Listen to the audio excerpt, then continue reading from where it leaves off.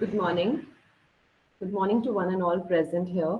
I, Neha Bajaj, Assistant Professor on behalf of Geeta Institute of Advanced Studies and Training, I heartily welcome you all to the National Seminar on NEP 2020, the challenges ahead on this virtual platform. In the present time of changing scenarios from offline to virtual and coming to offline again, keeping a sync with virtual world, technology is facilitating us to stay connected with each other. After all the recent changes that we have experienced in our lives, in last couple of years, we are still socially disjoined somewhere, but a virtual platform has joined us where knowledge can be shared and empower us. With this notion in my mind, I'm hoping for all of your well-being and well-being of your families. Today, we have with us the most experienced and illustrious minds from the field of education. We gladly welcome all our distinguished guests, educationists, teacher educators from various colleges and research scholars for today's seminar. The objective of the national seminar is to provide the platform to discuss new possibilities, avenues, and challenges with reference to NEP 2020. Here, I would like to quote one of Dr. APJ Abdul Kalam's: the purpose of education is to make good human beings with skills and expertise. Enlightened human beings can be created by teachers. Changes in the education policy is a major way to provide the nation better students, professionals, and better human beings. With this thought, I would say we have the privilege of empowering ourselves. Today, we have with us our source of inspiration, Principal Professor Sonia Jindal Ma'am. She is PhD in education and has a glorious experience of more than 22 years. Her valuable guidance has shaped numerous people, teacher careers. I welcome you, ma'am. Next, we have with us Dr. S.K. Bhatia, sir, former Associate Professor, CI Department of Education, University of Delhi. Sir has extended his continuous support in organizing this seminar. I welcome you, sir. I also extend my greetings and I welcome to our chairperson for today, Dr. Jyoti Sharma and Dr. Shalini Yadava, ma'am, for sparing their valuable time. Thank you, everyone. Before we start the program, I would like to request the participants to keep their mic off and camera off for the smooth functioning of the program. And participants can write their queries in the chat box once we are beginning. Presenters, it's a request for you that you should kindly keep your camera on while presentation and you need to speak maximum 3 minutes for a paper. Okay, moving ahead, let's just move towards the prelude function. For prelude, we have with us Dr. Rachel Rana ma'am, Assistant Professor, Geeta Institute of Advanced Studies and Training. Ma'am has done MA in Economics and PhD in Education. She has experience of more than 12 years. Dr. Anshul Rana ma'am has published many articles and research papers in national and international journals. She has also published one book on creativity at international level. Now, I would like to invite Dr. Anshul Rana ma'am for the prelude. Dr. Anshul Rana ma'am, over to you, please. Thank you so much, Neha ma'am. Good morning, one and all present here. I'm here for Sinosure address. For the Sinosure address, I would like to invite Dr. S.K. Bhatia sir, former Associate Professor, CIE, Department of Education, University of Delhi. Sir has a long experience of teaching school organization and management at the B.ED and M.Ed levels. Sir has also guided a number of research scholars in educational administration and teaching strategies at the MPhil and PhD level. Many of his research papers have been published in prestigious national and international journals of education. Sir has authorized more than 16 books for the senior secondary DLED and B.Ed students. Recently, a book was published on experiential learning and off-school of New Education Policy 2020, authorized by Sir and edited by Professor Dhananjay Rushi Sir. Sir has a long association of more than 25 years with Geeta Ratan family. Sir has been a guiding torch for the institution and stands as a pillar for academic excellence in all spheres. I welcome you, sir. for the Sinusher address. Thank you so much, sir.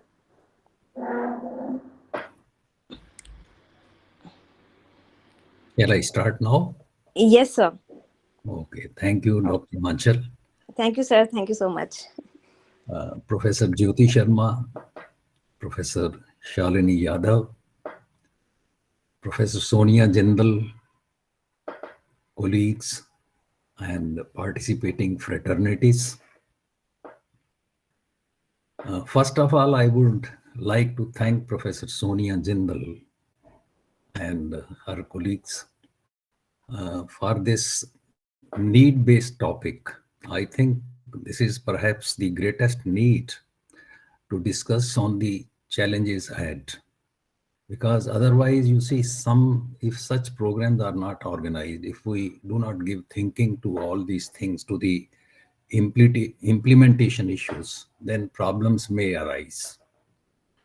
So certain, you see, when I was discussing with Professor Sonia Jindal and other colleagues, so we were thinking as to what are the main challenges that may obstruct.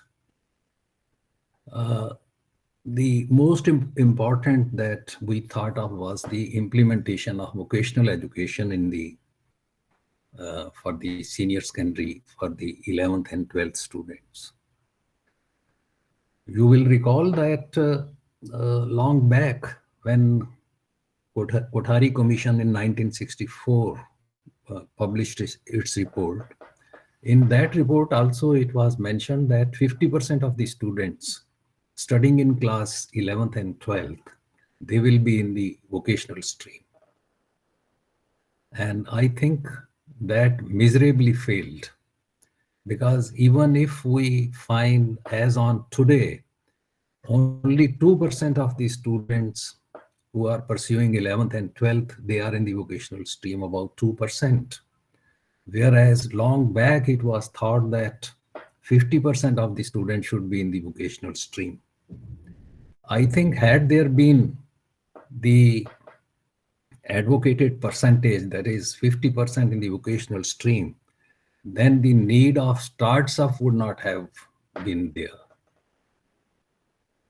Now, you see, we are struggling for the people to come forward and take up the starts up. And we are not succeeding that much in that also. And if there are really 50% students pursuing classes 11th and 12th, if they are in the vocational stream, then definitely, you see, we can boost the economy. The problem of unemployment can also be solved. If we just try to find out the reasons why we could not achieve this target of 50% students in the vocational stream. See, its implementation bitterly failed. When Kothari Commission, Professor Kothari, when he said that 50% of the students should be in the vocational stream. So at the same time, I don't know how, see, it was communicated, and the students, they got the impression that only those who are weak students, they will be in the vocational stream. So the implication is those who are less intelligent and those who are duffers, look, they interpret it in this way. Then who would like to be labeled as duffers or less intelligent or below average students? So nobody was coming forward to take up this. I would like to share here a practical example that I came across. In London and in Birmingham, I happened to visit some technical schools long back when the earlier scheme was implemented in early and mid 70s. So I happened to visit some technical schools. There you see vocational education takes place in the technical school. There are academic schools and there are technical schools. So I was, you see, influenced by this thing, that those who are really weak in studies, they join the vocational stream. And when I was with the students, senior secondary students, when in the technical schools, so I just ask them a question, okay, don't you feel yourself inferior because you are in the technical stream or you are in the vocational stream? So they looked at me perplexed and angry. Perhaps a very wrong and a bad question has been asked. So some of them, they commented, why inferior? How we are inferior? We are good in the technical stream. We are good in the vocational stream. And those who are in the academic stream, they are good there. I would like to share a personal example that I came across in Canada. Uh, See, I was living with my son in Canada, and I sometimes I used to go to the street, go to the school, and in the street, in the same very street, a student, Stanley, he was Stanley. So he was poor in studies. So then the school teachers and the school authorities, they put him in the technical stream, and he was trained in the woodwork.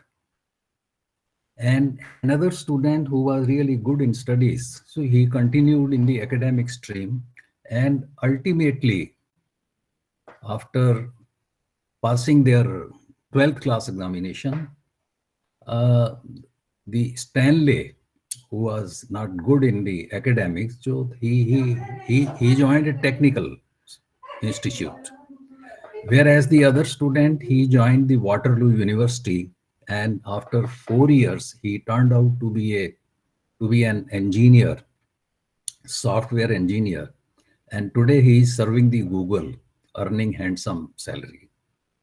And Stanley, after you see undergoing 4 years training in a technical institute, then he also joined a company engaged in furniture, and he is also earning almost the same amount. So therefore, we cannot say that those who join vocational stream, they are inferior in any sense.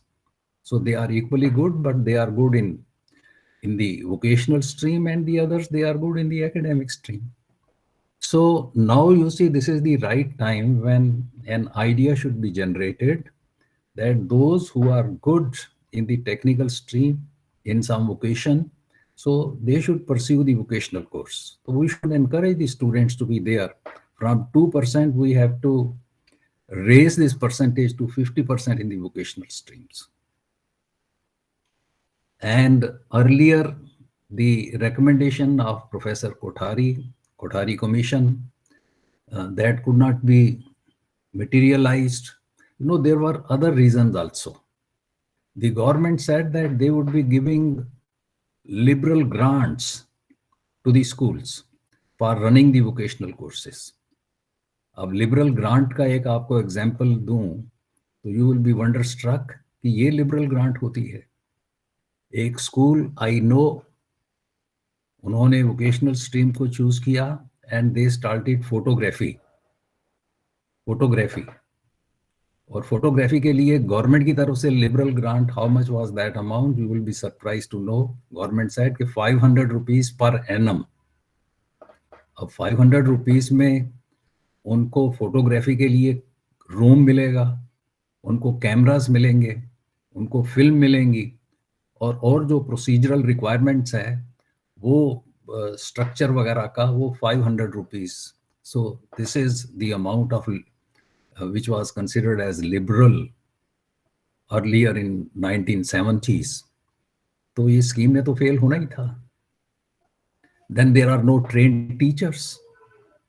Vocational, अगर if in the real sense we have to start the vocational stream, so then there should be qualified teachers also. Is there any college in India which trains vocational teachers? Not a single. अभी जो Delhi teachers training professor Dhananjay जिसके vice chancellor हैं, they are thinking कि they would also be training the vocational teachers. अब vocational teachers को अगर train करना है, तो अगर मान लो इलेक्ट्रिकल या इलेक्ट्रॉनिक्स कोई इस तरह के वोकेशन, फोटोग्राफी वगैरह शुरू करनी है स्कूल में, तो उसमें ट्रेन टीचर्स तो होने चाहिए. उनको टीचर ट्रेनिंग तो होनी चाहिए कि हाउ टू प्रोवाइड वोकेशनल. तो initially I think the recommendation should be that professionals from the field, from the industry, they can be hired. वो वहाँ स्कूलों में इंजीनियर्स आए, डिफरेंट डिफरेंट डोमेन से इंजीनियर्स आए, वो वहाँ आके स्कूलों में पढ़ाएं, और बाई एंड बाई ये जो टीचर ट्रेनिंग इंस्टीट्यूट्स है वो भी इंजीनियर्स को अपॉइंट करें, and then you see they train the teachers. Ultimately, when there will be many teachers training institute imparting vocational education, तो तब जो है हमें वोकेशनल टीचर्स मिलने शुरू होंगे स्कूलों में.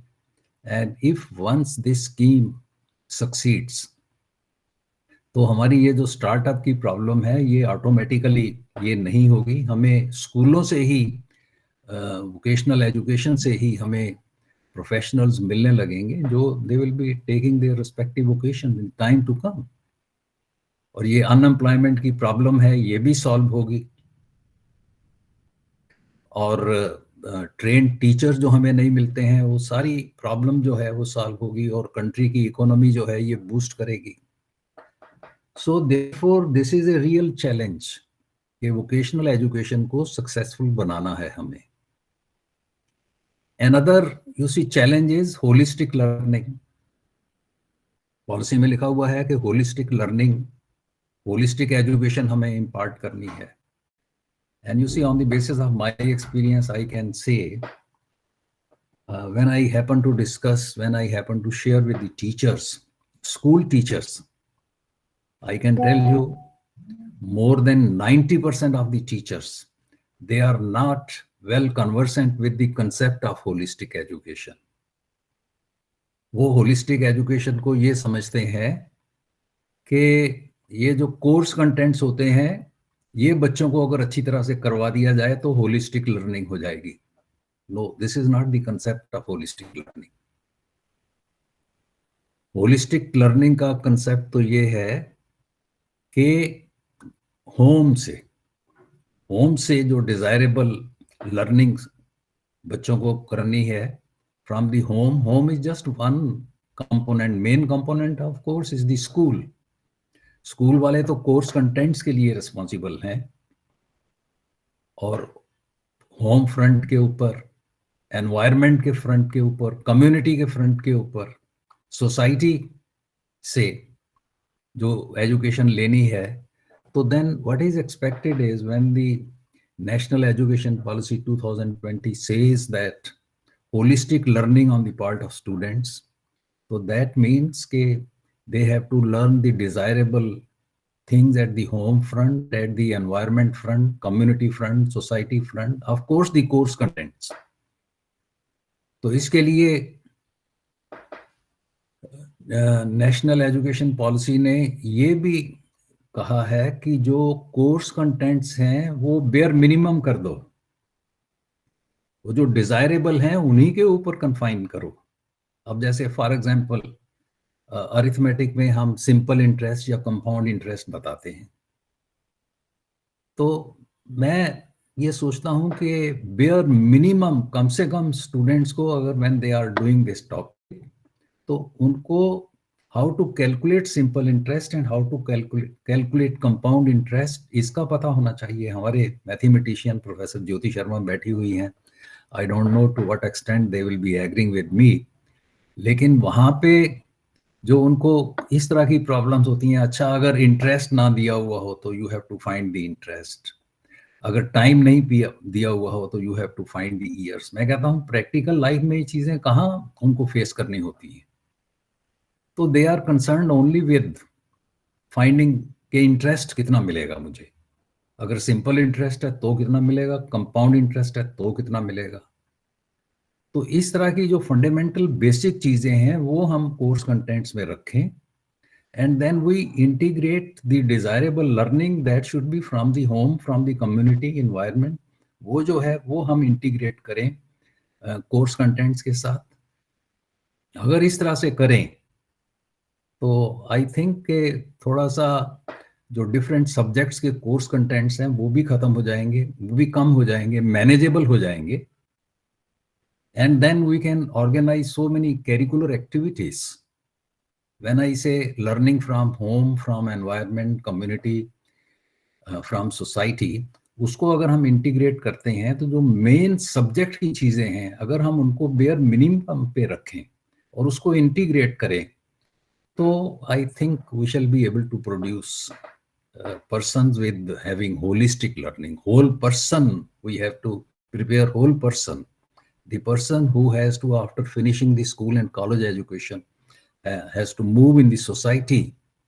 तो वहाँ पे whole person हमें produce करना है.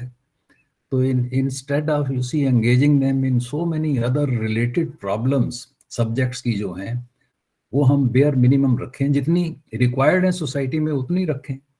हाँ, जिसने who has to go deep into the things, अगर किसी ने मैथमेटिशियन ही बनना है, ठीक है, कॉलेज में उसके बाद उसको हायर लेवल पे आप पढ़ाइए, लेकिन स्कूल में आप मिनिमम रखिए.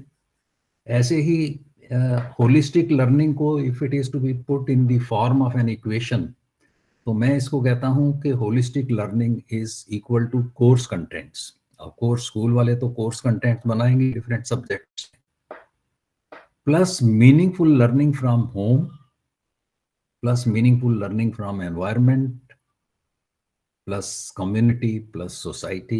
तो ये in the form of equation holistic learning. So sometimes I feel like writing a book on holistic learning. Holistic learning है क्या और ये कैसे इसको अटेन किया जा सकता है.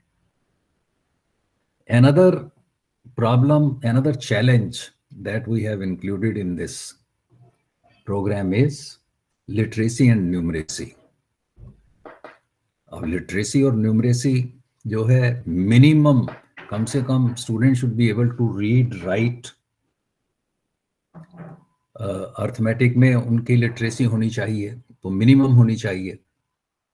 और कहते हैं, पॉलिसी ने ये कहा है कि पहली, first standard, second, third standard तक तो हो ही जाना चाहिए. And what is the real actual position है क्या? स्टूडेंट जो हैं, हम देखते हैं कि इवन अपर प्राइमरी में 6th 7th 8th and even in many cases secondary तक भी स्टूडेंट्स को ठीक पढ़ना लिखना नहीं आता. जो बेसिक न्यूमरेसी है वो नहीं आती. जब तक ये फाउंडेशन स्ट्रांग नहीं होती तो कैसे आगे वो ठीक चलेंगे, बाकी सब्जेक्ट कैसे सीखेंगे. तो इसके लिए हमें अच्छे टीचर्स प्रोड्यूस करने हैं, अच्छा इंफ्रास्ट्रक्चर देना है. And then you see we have to see whether, अब जैसे फॉर्मेटिव इवेल्युएशन का कंसेप्ट है, जब तक उसको 10 तक गिनती नहीं आती, आगे 11 12 क्यों चलाएंगे. तो फॉर्मेटिव इवेल्युएशन जो है, after every uh step we have to engage in this thing. और बच्चों की स्कूल में अटेंडेंस जो है वो हमें इंश्योर करनी है. until unless they come to the school regularly, आते ही नहीं. जो इसके लिए इंसेंटिव्स देने चाहिए वो हमें देने चाहिए. तो जब तक न्यूमरेसी लिटरेसी की प्रॉब्लम सॉल्व नहीं होती, वो किसी भी सब्जेक्ट को समझने में कॉम्पिटेंट नहीं होंगे. एंड another thing is कि integrating, another challenge is integrating art and music education. Policy ये कहती है कि इंटरडिसिप्लिनरी जो इंटीग्रेशन है, जहां जहां पॉसिबल है, जैसे हम कहते हैं मैथमेटिक्स है, साइंसेज हैं, वो तो ठीक है, लेकिन integration of music, art, sports, ये भी कहते हैं कि कोर्स कंटेंट के साथ इसको भी इंटीग्रेट कीजिए. मुझे पर्सनली ऐसे लगता है कि at some stages with some discipline it seems pertinent and good also. लेकिन कहीं ऐसा भी लगता है कि अगर हमने फोर्स्ड इंटीग्रेशन किया तो वो बड़ा ऑकवर्ड लगेगा और वो नेचुरल नहीं लगेगा. अगर हम साइंस फिजिक्स पढ़ा रहे हैं और वहाँ हम, या मेडिकल साइंस पढ़ा रहे हैं और वहाँ हम कहते हैं जी इसमें म्यूजिक को इंटीग्रेट करो, आर्ट को इंटीग्रेट करो, तो दैट मे बी डिफिकल्ट. तो अब because of the constraint of time, you see, I can share many more things. थोड़ा सा टाइम की लिमिटेशन की वजह से I am not going very deep into the details, but then these are my raw ideas which I have tried to share with you. तो इसके बाद ही हमारे एक्सपर्ट प्रोफेसर ज्योति शर्मा हैं, प्रोफेसर शालिनी हैं. See, they are really in-depth knowledge of all these things, and they will be sharing with you. Thank you. Thank you very much. Thank you, sir. The insightful examples that you have highlighted from NEP in terms of approach and course content are of high value. The life experiences that you have shared in reference with educational training are guiding lines to be pursued and understood. Thank you, sir, again for your enriching and valuable words. Thank Now, you. I would like to invite Ms. Shikha Sharma, Assistant Professor, Geeta Ratan Institute of Advanced Studies and Training. Shikha Sharma ma'am is one of the most admirable personality. Ma'am is working in the field of teacher training from last 12 years. Ma'am has written many research papers and hence has an immense outlook in technological advancement method which she collaborates well with foundation teaching. Ma'am is presently pursuing her doctorate in education. Shikha Sharma ma'am will take up the abridgment and will take up the further proceedings of today's seminar. Over to you, ma'am. Thank you. Thank you, Neha ma'am. Thank you very much for your kind words. Dr. Jyoti Sharma, as professor in education at Cluster Innovation Center, University of Delhi. Dr. Sharma has worked extensively with high ability learners in mathematics and life sciences. Her area of interest are mathematics curriculum, innovation, and creativity in mathematics pedagogy. She is part of NEP Implementation Committee of University of Delhi. She has been involved in NEP-related deliberations at many forums. She is also working as a joint director at Institute of Lifelong Learning. As a mathematics pedagogue, she has worked closely with pre-service mathematics teachers, students, in-service teachers, and mathematics educators. The priority of her work is to eliminate math fear among students and then develop with them a sense of appreciation for mathematics. As a founder teacher in the first Meta University based course, MSc Mathematics Education in country, she has developed many innovative practices for mathematics teaching and ICT based learning. She has been involved in several academic initiatives under different school boards in NCERT. She has also published many research papers in reputed national and international journals. Presently, she is working on children with dyscalculia and neurocognition factors responsible for dyscalculia. Now, I would like to invite Dr. Jyoti Sharma ma'am to share her words of wisdom. Ma'am, please, I a hearty welcome to you from my side and I will institute ma'am. Please. Thank you, Dr. Shikha. Thank you, Geeta Ratan Jindal. Thank you, Dr. Bhatia, who is my teacher also. So thank you very much for this great opportunity. Thank you, Shalini. It's such a pleasure to see my friend and colleague, Professor Shalini here. So we are meeting after such a long time. So thank you, Geeta Ratan Jindal, for giving this opportunity that both of us are here at the same platform. So, and very warm good morning to all my dear colleagues for this seminar. Congratulations to the institute for organizing a seminar on such a critical issue, and national education policy itself.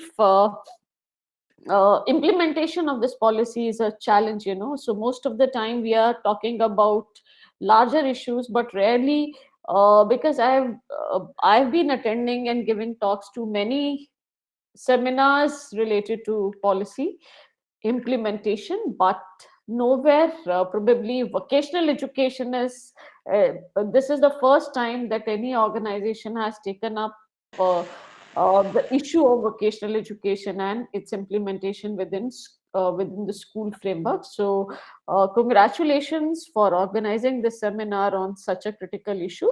May I have permission to share my screen? Yes, ma'am, for sure, ma'am. You can proceed. Okay.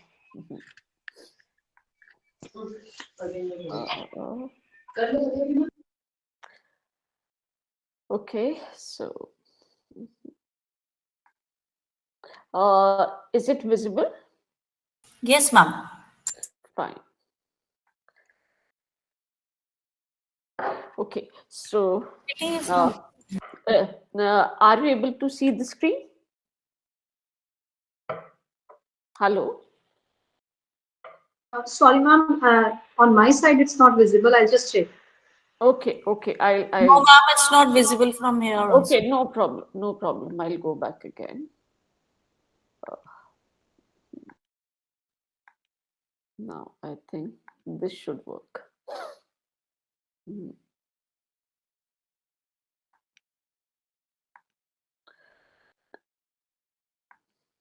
Is it visible now? Yes, ma'am. Now it's visible. Okay, great.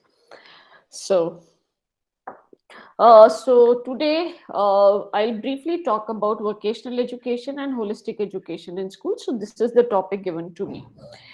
When we talk about National Education Policy 2020, so it is a transforming policy because as of now we have seen previous policies. So generally these are education policies, but this is the first time we say national education policy, so the nation is prominent when we talk about, so nation is first and then we are talking about education for the nation in this policy document. It is the navigator for 21st century change in education. So we have a vision for 21st century, and this policy talks about various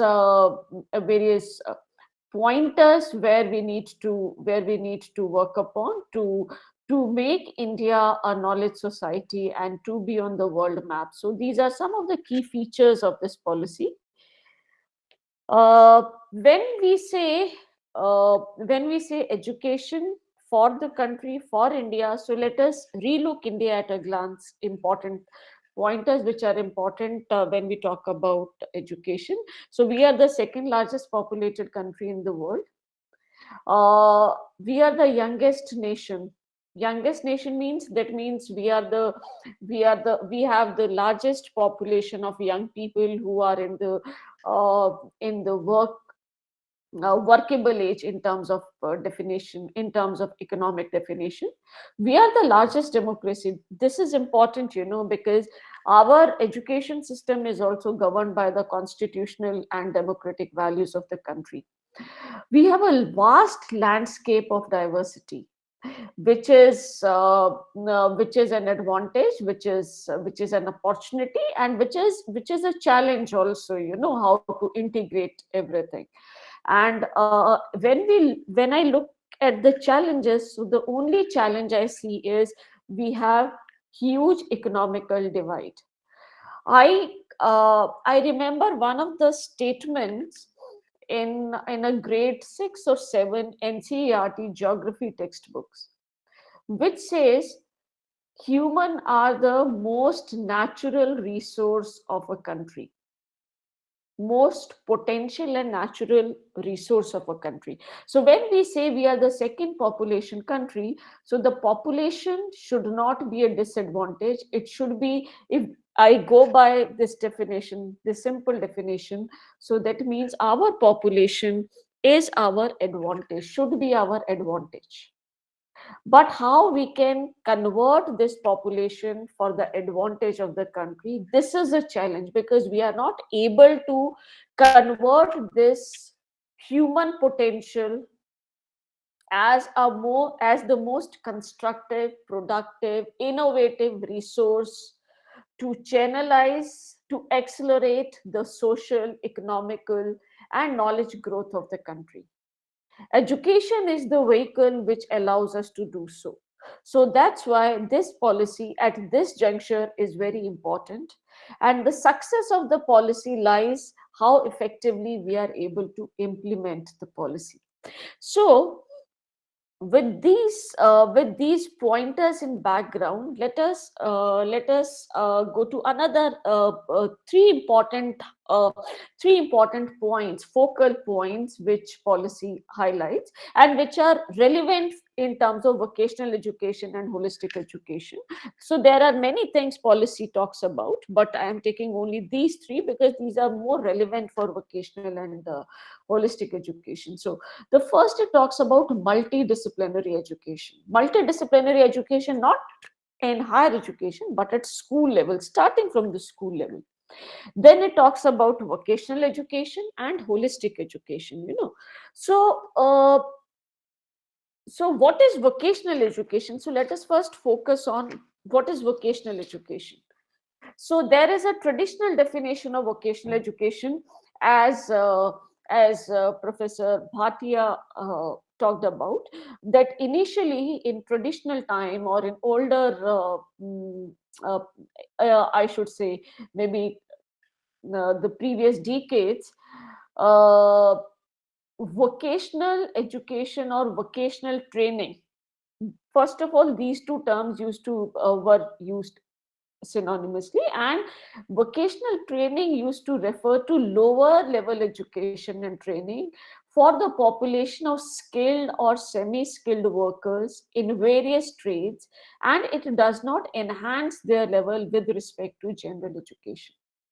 So somebody who is not able to succeed in the regular academic subjects, that student is asked to opt for a vocational education or some kind of vocational training, with an assumption that fine, this learner is not able to perform good in regular basic fundamental subject domains.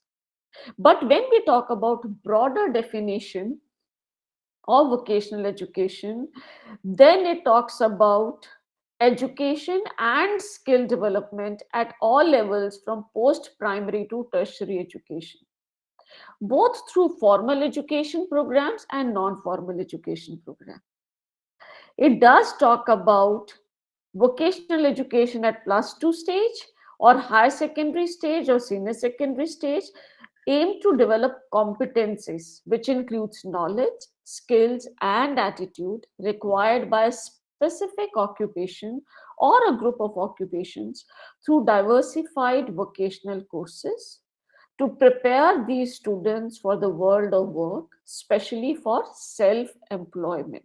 So these points are important if you see. So first of all, we would like to develop competences which includes knowledge, skills and attitude. So not just skills, training in the skills, but foundational knowledge for those occupations, and attitude which requires soft skills, so that person is skillfully employed or eligible to be self-employed, and not just employed, able to be unable. This vocational education should enable the learner to grow in that field or in that particular occupation. So that's why vocational education or vocational training is not limited to basic skill training limited to a particular occasion. It is enabling the learner to get employment or to get set to equipped with self-employment skills and knowledge, and further able to grow exponentially in that occupation, benefiting self and benefiting community, society and the nation.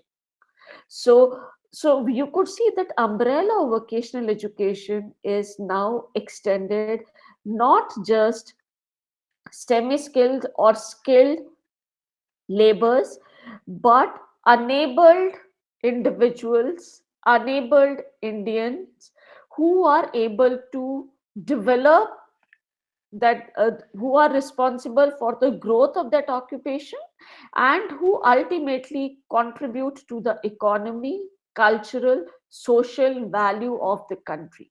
So this is how the umbrella of vocational education has been expanded at multiple levels in the current education policy.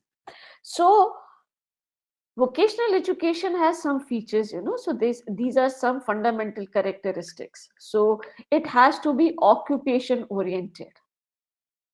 So it should lead to some employability, occupational skills. It should directly relate to employment. It should provide training in specific skills, trade, or craft. Okay.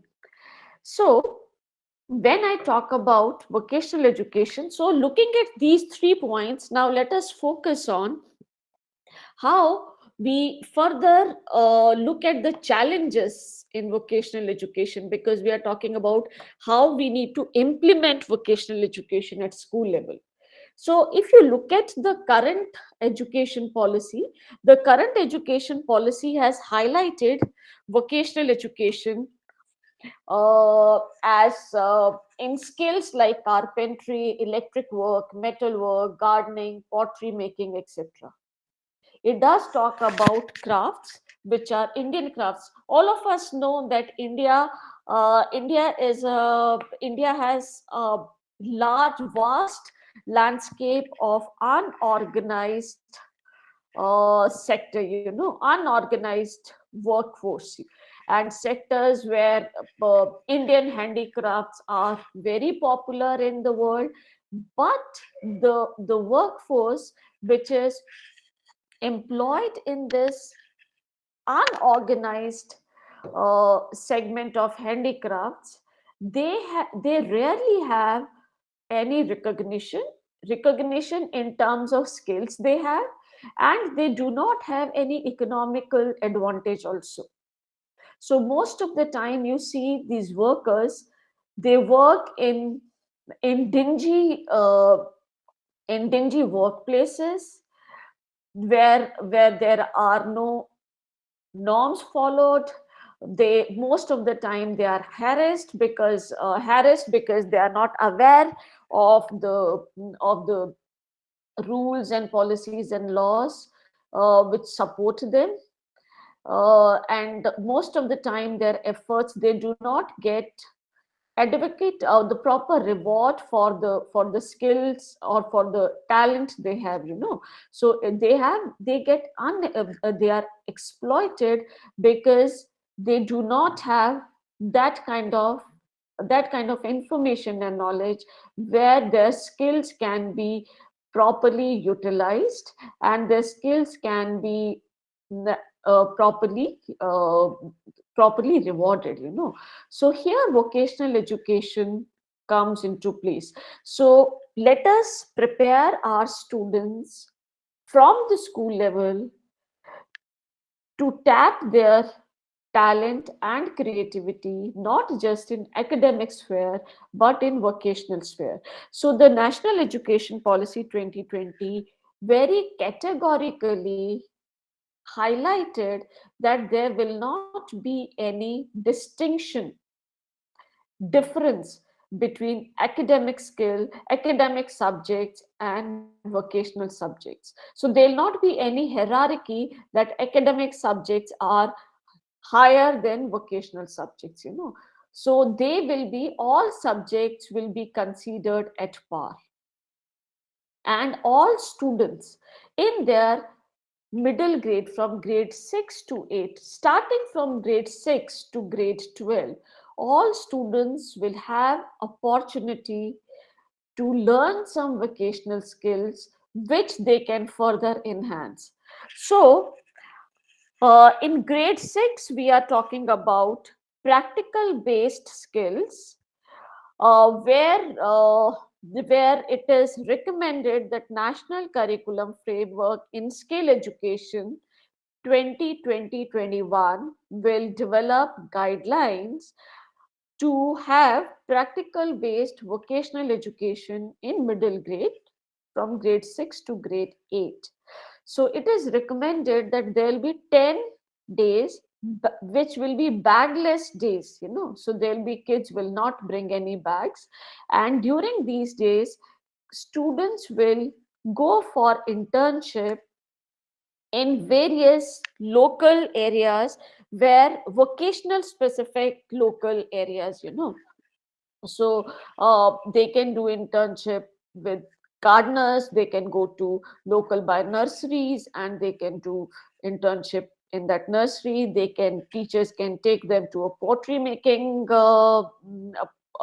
organization. They can do internship at some place where they can learn some basic electrical skills or carpentry, etc. So these 10 bagless days will focus on their internship experience in vocational craft. Okay, so this is recommended at middle grade, so giving them first exposure of the fields related to different vocations starting from the middle grade. So first of all, it will help them to develop their interest in different vocations. They will learn some hands-on skills. And another important thing, as Professor Bhatia has highlighted, that generally we do not see, parents and teachers and society at large do not see vocational skills or vocational education as a very in a very respectful platform. It is not considered a very you could say very not at par with academic disciplines, so this experience starting from grade 6 will help students to uh, develop mutual respect and admiration for the people who work in different vocations, so working with, getting internship in these skill based vocations is the first step, making them aware about the vocational needs which are locally designed, which are locally needed in then moving to secondary and senior secondary grade, which says grade 9 to 12. Here, it is recommended to give them more intense, rigorous internship experience of different vacations, so again, internship, practical internship is recommended in grade 9 to 12. So from grade 6 to grade 12, it will be, so these 7 years will equip students about so they'll have knowledge about different vacations, they can make their choices, and then they can get they can decide on their own whether they would like to opt for vocational education or they would like to consider a career in technical education, which is a more advanced education in at higher education, so somebody who develops an interest in the field of electronics can pursue an engineering or B.Tech in electronics at undergrad level, but being exposed to fundamental of electronics, being exposed to hands-on experience in electronics, handling electronic gadgets, doing simple experiments, working, understanding electronic machines and how does the current pass, etc. These skills and these knowledge of these skills and this kind of understanding experience can be given to children starting from the middle grade. So this is how the policy recommends uh, uh, getting vocational education in the main sphere, so vocational education will be part of the main curriculum. So as we have labs for the subject specific labs in maths and sciences and languages, similarly we have practical experiences, practical lab experiences for these vocations. Another important recommendation which is given by the policy is that the need of vacations, the need of vocational courses will be uh, will be mapped and identified by the state and local communities. Okay, so a school probably in Northeast can identify the local skilling needs of their region, and those vocational subjects can be introduced in the schools there. The local needs in the southern part can be identified by the state boards and local communities there. So, for example, I just share one example here. If you the grade 5 NCERT maths textbooks, which were written after an extensive deliberation based on National Curriculum Framework 2005. So the first unit of the grade 5 textbook is on fishes. So it talks about, so there is this entire unit, and the efforts were done to make thematic books. So rather than concept oriented book, rather than saying the chapter on fractions or factors or multiplication, the efforts were made to choose one theme and design mathematical concepts, weaving mathematical concepts around those themes. So the first unit talks about, so there is a theme on fish. So the chapter, the unit goes like that. It talks about different kind of fishes available. So it talks about the big fish, small fish, patterns on the fish. Then the chapter goes about how do a fisherman goes for fishing as a profession, fishing as an occupation, not profession, as an occupation. And then how fishermen prepare themselves for fishing so there are different kind of boats they use. So there are small boats, which there are motor boats, and there are large the heavy boats which run on heavy motors. Then how do fishermen, the kind of net fishermen use when they go for fishing, the local simple small net and the heavy nets. And then it talks about how fishermen come back and how they sell the fish. So there are wet fish, and there is a concept of dry fish. So how a fish which is captured by a fisherman, how they dry the fish. So what is the technology behind that, and then how they sell it to the market, the cost of wet fish and dry fish. And then it takes the fish market, and then it talks about how the fisherwoman comes into picture, and they take care of the fish market. And then it talks about how fisherwomen come up with the concept of local bank. And then if they decide to open a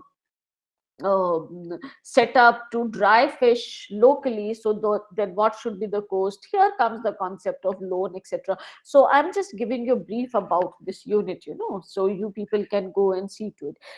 And in this description, in this, under this theme and storyline, there are multiple mathematical concepts which are weaved in. So it talks about patterns, it talks about open and closed figure, it talks about the small fish and large fish. It talks about different units, it talks about large numbers, small numbers, the concept of volume, the concept of speed, the concept of weight, the cost price, selling price, profit, loss, the bank, how does a bank system work.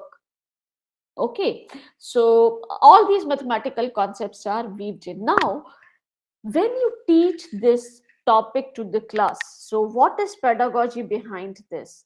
Pedagogy behind this is, when teacher teaches this chapter, you can actually you can actually expose your students about fishing as a vocation, the life of a fisherman. How does fishing as a vocation works, and how this vocation, which can be a very very local vocation, but how this vocational learning can be scaled up to the nearby region, to state level, to national level, and finally to international level. Okay, fishing industry, from a simple vocational exercise to fishing industry. Okay, so this is how education and different vocational skills, vocational courses should be integrated. If we talk about, if I go by the data, 80% of Indian workers are employed in informal, unorganized sector. So it is very important that we prepare our students since the beginning, since the school, how they can take advantage of Indian ethos, Indian craft, Indian culture, which has a great international demand.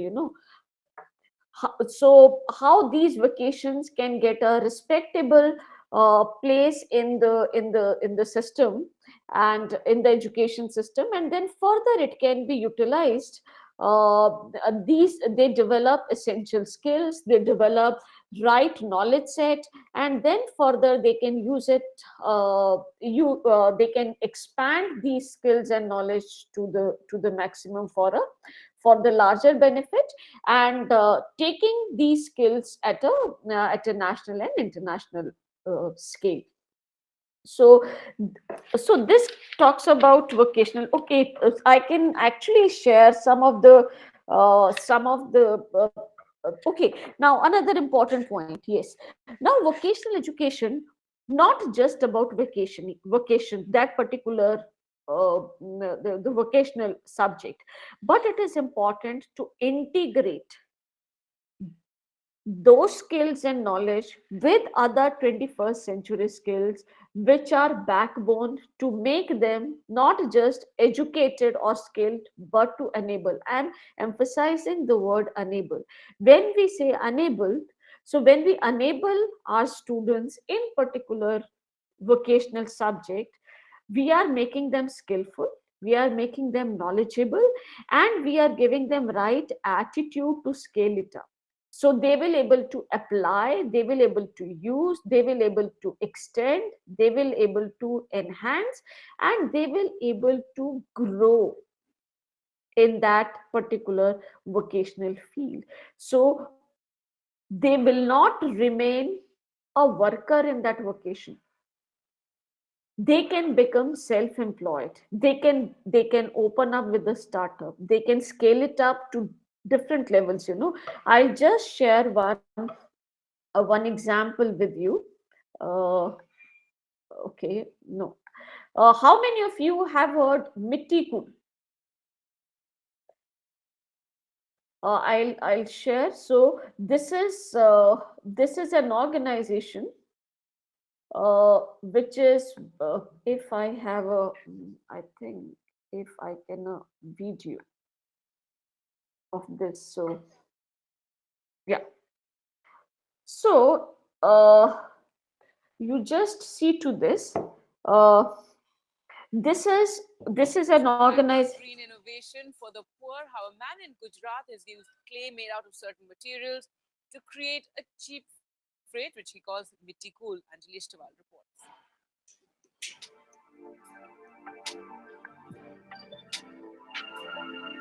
Mansukh Bhai does not have trees, protests, or debates. He's a simple potter with a big green innovation to his name, Mitti Cool, a refrigerator that runs without electricity. Mansukh Bhai retails Mitti Cool all over India for 2,500 rupees a piece. It took him 4 years to get the combination right, mixing and churning different types of clay in different proportions. He hit the jackpot with an unusual addition of sawdust and sand that makes the soil porous and the interiors.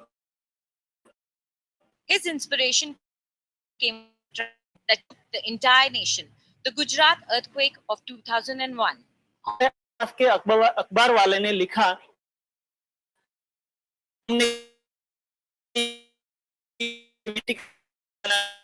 विचार आया Packaging to R&D is a man initiative. और इसके अंदर बिना चलते हैं और इसके अंदर रखा हुआ सब्जियां और फ्रूट इतना नेचुरल होता है Mansukh Bhai sells 50 to 70 mitti cools a month. His biggest markets are Chennai and Hyderabad. Under this brand name, he's also producing water filters, pressure cookers, and non-stick tawas, all made of clay. Retail giants like Big Bazaar are wooing him. But Mansukh Bhai is worried that it may push up his prices and the whole idea of mitti cool for the poor may fail.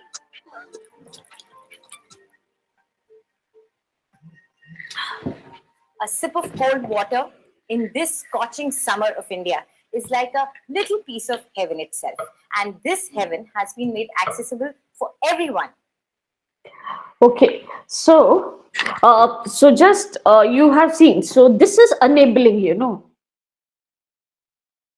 He is a potter, which is, so he had a vocational skill, but he was able to think something new. So vocational skills not just required. So when we are talking about vocational education, we are not talking about just giving them certain skill set, but we are talking about giving them 21st century skills, thinking big also.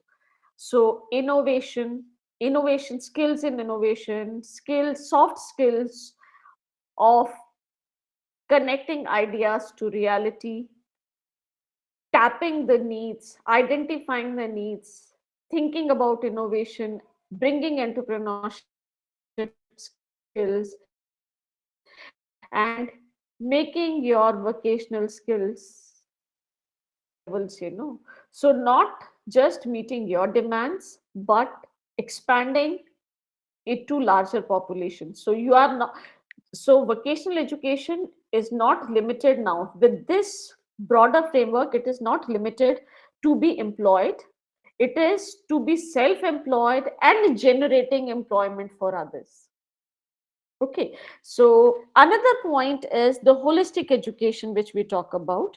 Now, the new education policy, the national education policy, talk about holistic education. Holistic education is, there is a concept of samagra shiksha. Samagra shiksha, where we are talking about education for holistic personality with not just with cognitive skills but socio emotional skills learning also, cognitive skill, developing cognitive faculties, but also simultaneously developing uh, social values, emotional well-being, creativity, problem solving, ability to apply knowledge, the knowledge from one discipline to another discipline, integration of all kind of knowledge, and your ability to design your own path of study. And not just learners at school level or at tertiary level, but learners at all stages of life. So we, holistic education focus on contemporary subjects as well as subjects like artificial intelligence, design thinking, holistic health, organic living, environmental education, global citizenship and education. So uh, so let so in this policy we are focusing that school, the curriculum should focus on these aspects of the child's personality. And continuing that, it is also focused on holistic 360-degree multi-dimensional report, which which we call prakhar. So vocational education, multidisciplinary education, multidisciplinary, the pedagogy for multidisciplinary education, and then uh, holistic assessment.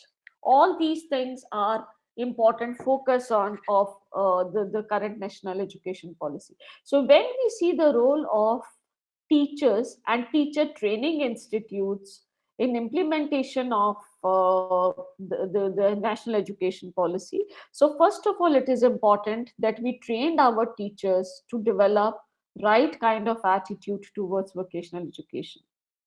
So it requires change at attitudinal level, broader understanding of vocational education.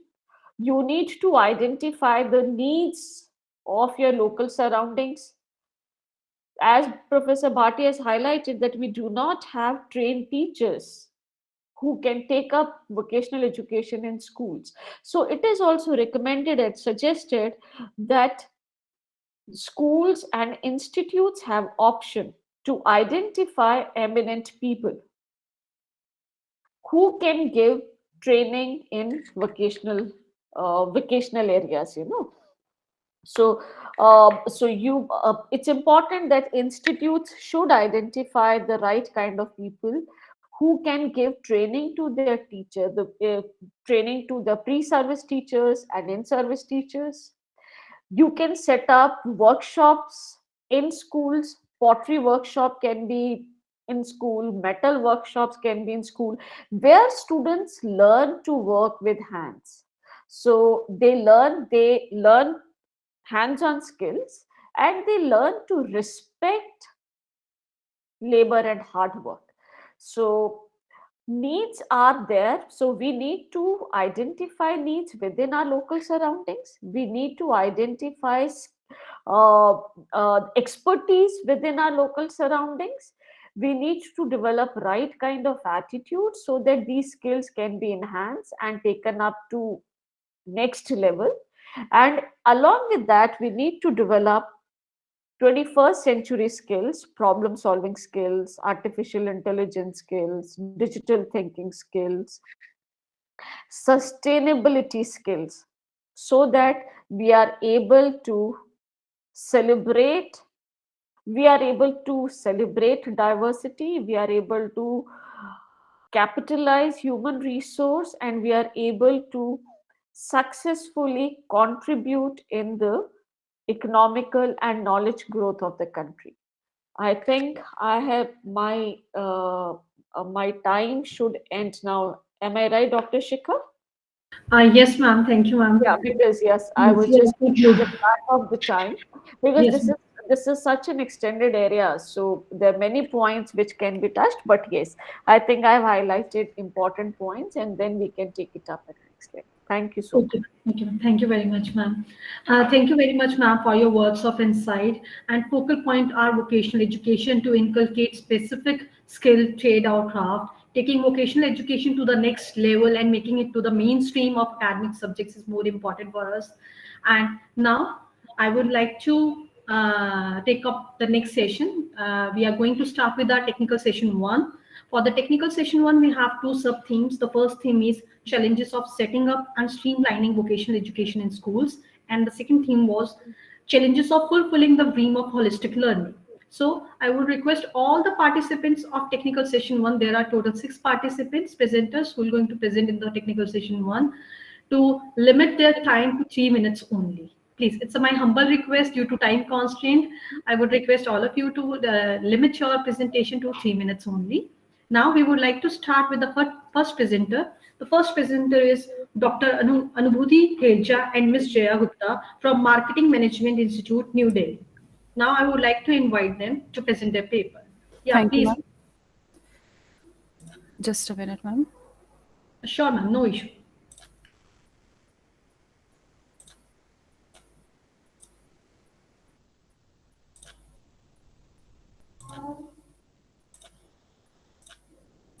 Ma'am, is my PPT visible? Yes, ma'am, it's visible. Okay. Okay, so I will start, ma'am. A very good afternoon to one and all present here. So the title of our paper is The New Education Policy 2020 and SDG 4 Goals. I am Jaya Gupta, Assistant Professor in Indian, and my co-author is Dr. Anubhuti Hajela, Associate Professor at Indian. So sustainability is a thing that is trending nowadays, and UN SDG has been put. They have put 17 SDG goals of varying in varying sectors. So the purpose of our study is to focus on SDG 4, which is quality education. So we have tried to establish a link between NEP 2020 and SDG 2030. So for the purpose of our research, we have used secondary data, which has been collected from various sources, and the research design is descriptive in nature. So you can see the listed sources here. So we have developed this framework based on the data analysis. So in the center, you can see SDG 4, which focuses on quality education. And surrounding it, you can see NEP factors. So these all are NEP factors, and this shows that NEP factors are completely in alignment with SDG 4. And these two that you can see here are the support factors. So multiple entry and exit options and cognitive assessment system are the two support systems. Now I will explain each one of these very briefly. So the first one is inclusive education. So SDG 2030 ensures primary and secondary education for all, including boys and girls. And NEP 2020 also focuses on universal access to high quality education. I would also like to highlight that GER, which is gross enrollment ratio in higher education, was 26.3% in 2018, and the focus is to increase it to 50% by 2035. Next is developing multidisciplinary approach. So here the focus is on integrating arts STEAM with STEM. STEM is science, technology, engineering, and mathematics, along with various skill-based courses. Next is integrating education and skills together. So 12 5-year plan highlighted dearth of skilled workers as less than 5% of country's youth aged between 19 to 24 years received formal vocational education. So it is a very startling fact. Next is early introduction of technology into education. So introduction of ICT to support 17 SDGs to bring advancement in various fields and to move towards digitalized economy is the view, and also give stress on the same. Next is allowing cross country programs, educational programs. So NEP 2020 approved establishment of IBCs, which are international branch campus in India. So in Asia, we have three IBCs, which is in China, UAE, and Malaysia. And it is expected that this will decrease the money outflow by rupees 50,000 crores. Next is integrating vocational education with mainstream education. So ma'am has already talked a lot on this. But still that it will foster creativity and innovation among students, just to speak a few words about it, because ma'am has already explained it very beautifully. So next we go on to the two support functions, which is multiple exit and entry system. So this focuses on providing flexibility to students by storing ABC. So ABC is academic bank of credit system. So the students can enroll in 3 or 4 year duration courses, and they will have multiple entry and exit options, and they will earn a certification or degree accordingly. Next is cognitive assessment system. So here, this focuses on transformation from current assessment based on memory test to holistic assessment.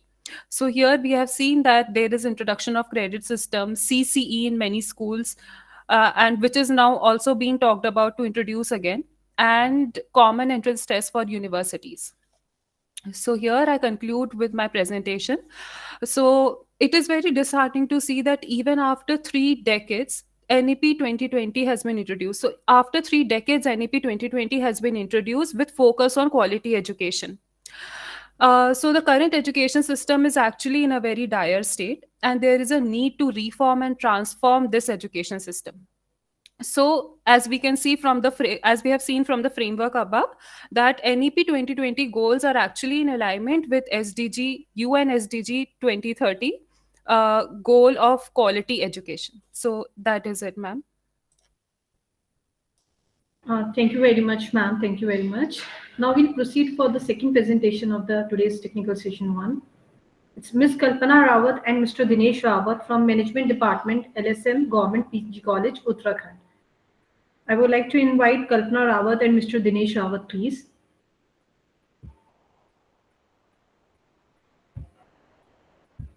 Yes, Kalpana ma'am has joined. I'll proceed further, ma'am, then. Okay, so the next presenter is Miss Sandhya Yadav. Miss Sandhya Yadav from JS University. Miss Sandhya Yadav. Yes, Mr. Dinesh Rawat, yes. Sir, you are not audible. Your voice is cracking. Please change your location so that you are audible to the audience. Okay. Okay.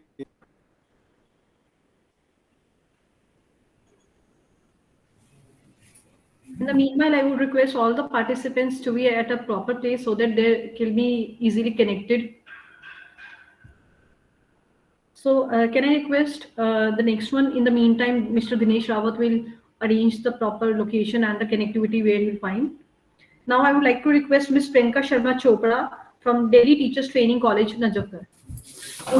Good morning, ma'am. Yeah. Am I audible to you, ma'am? Yes, ma'am.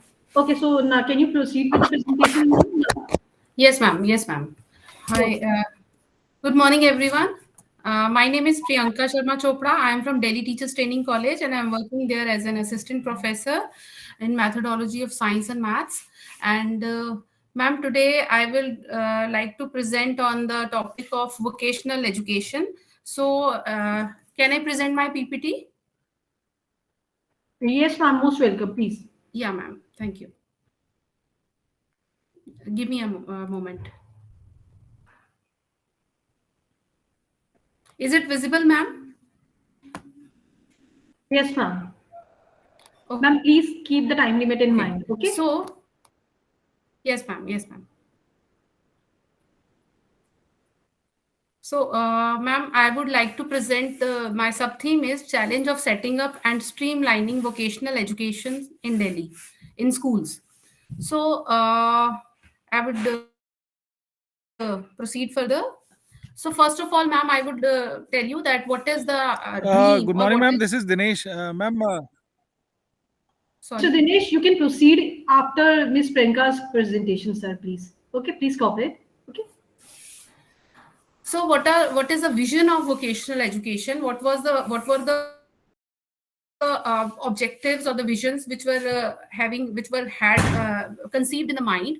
So those were this national education policy was adopted in 2020, and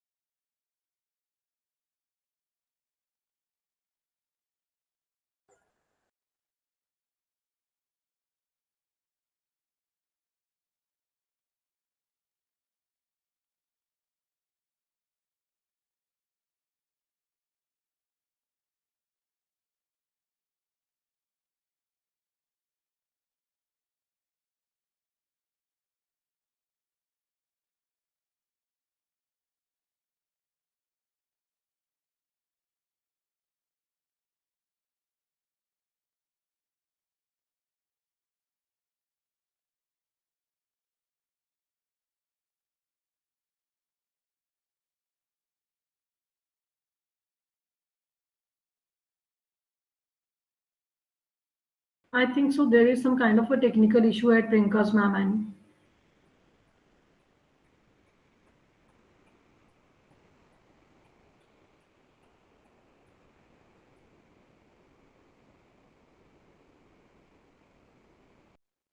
we'll just wait for 2 minutes so that she can rejoin and begin with her presentation.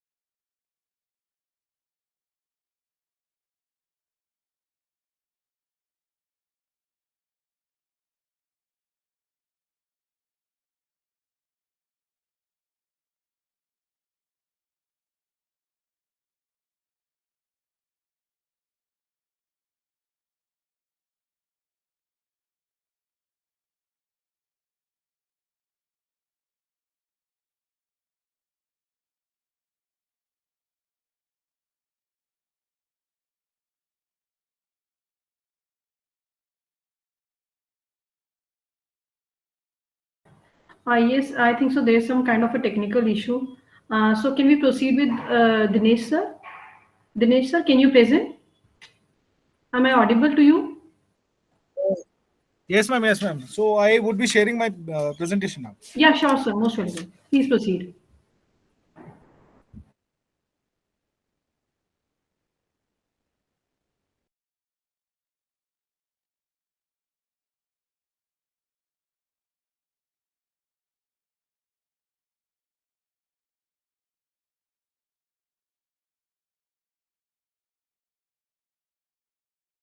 Yes, ma'am. Is it visible, ma'am?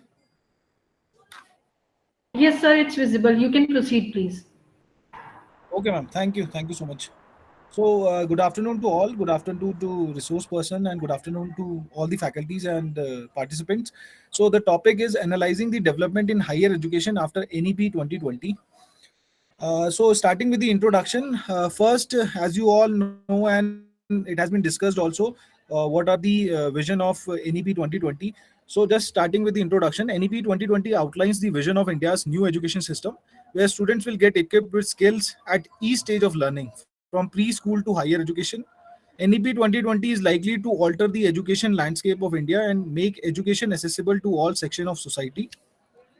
So a few, the NEP 2020 attempt to revamp the Indian higher education, and the focus are these are the areas by transforming higher education institutions into large multidisciplinary universities, by encouraging universities and affiliated colleges to secure accreditation, by establishing more higher education institutions, and one more, as discussed by previous participant also, that is by setting up a national level facility, that is ABC, Academic Bank of Credit, for interdisciplinary and multidisciplinary academic mobility of students across the higher education institutions. Is my voice visible, audible, ma'am? Is it audible? Yes, sir, it's audible. It's audible. Clearly audible, sir. Okay. So the ABC will digitally store academic credits earned from various recognized higher educations to award a degree and diploma and PG diploma certificate. So basically, the objective of this study was that to check whether what has been the development in higher education after NEP 2020. So the first objective was to check the analyze the development in higher education, and it was done through two steps. First was by analyzing the number of new universities which has been set up after NEP 2020, and by analyzing the progress on ABC portal. Since this is one of the important initiative under NEP 2020, this ABC portal will help students to have multidisciplinary academic mobility and to have multiple options, and they can do their subjects or study subjects from different higher educations, and their credits will be automatically stored in their ABC account. So a student is required to open an ABC account, and the university is also required to register themselves on ABC portal. So the objective was to analyze the development, and it was achieved through two steps. First was to check the number of new universities which has been set up. So as you can see in the graph, there are around 22 universities, that is state universities, which are set up after NEP 2020, and 29 private universities. And out of these state universities, 22, the maximum has been in West Bengal. 8 state universities has been set up, and followed by 3 in Punjab, Odisha, and that is in 2 in Delhi. And if you talk about the private universities, there are around 29 private universities which have been set up after NEP 2020. And as you can see, the maximum has been in Gujarat, followed by Uttarakhand and Tamil Nadu, Uttar Pradesh. So these are the number of universities, state and private, which has been set up.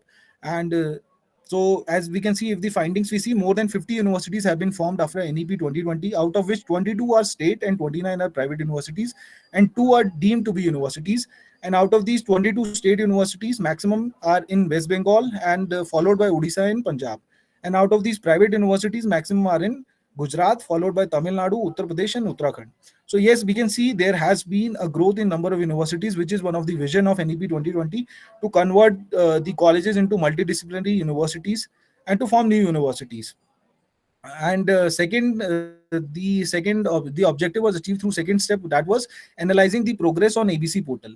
So as discussed, ABC portal, the government approved UGC establishment and operationalization of academic bank of credit scheme in higher education regulation 2021 in July 2021 to promote flexibility of curriculum framework and academic mobility of students. So students can do their subject or study their subject from different universities and get the degree. So if we talk about the development in regard to ABC portal, so we can see very less initiatives or very less registration has been done in context to state and private universities. However, in case of central universities, 10 central universities have been able to get registered on ABC portal. So this shows the above figures tell us that 20% of the central universities have been able to register themselves on ABC portal, which shows a positive contribution from the central universities side towards the NEP vision. But if you talk about state universities, private universities, or deemed to be universities, there has been a slow progress in getting registered on ABC portal. in case of these universities. So what is required, that policymakers are required to look into the reasons and talk to the stakeholders, especially these private and state universities. So what is the difficulty they are facing? Since this is a very good step, and the students would be able to study a lot of subjects from different universities. So a talk has to be done between the stakeholders and to resolve the issues why these state and private universities are not able to get registered on ABC portal. So that is all from my side. Thank you so much. Thank you very much, sir. Now, I would like to request Priyanka ma'am to continue with her presentation. Am I audible, ma'am? Yes, ma'am. Yes, ma'am. Okay, fine, ma'am. Please proceed with your Sorry, presentation, ma'am, ma'am. because of some interruption. Yeah, it's okay, ma'am. There is technical glitch. It's okay, ma'am. Please proceed. I would. So, ma'am, should I present again? Yeah, Okay. ma'am. Okay, Please, ma'am. please. Okay, ma'am. Just let me present the. Let me show my slides.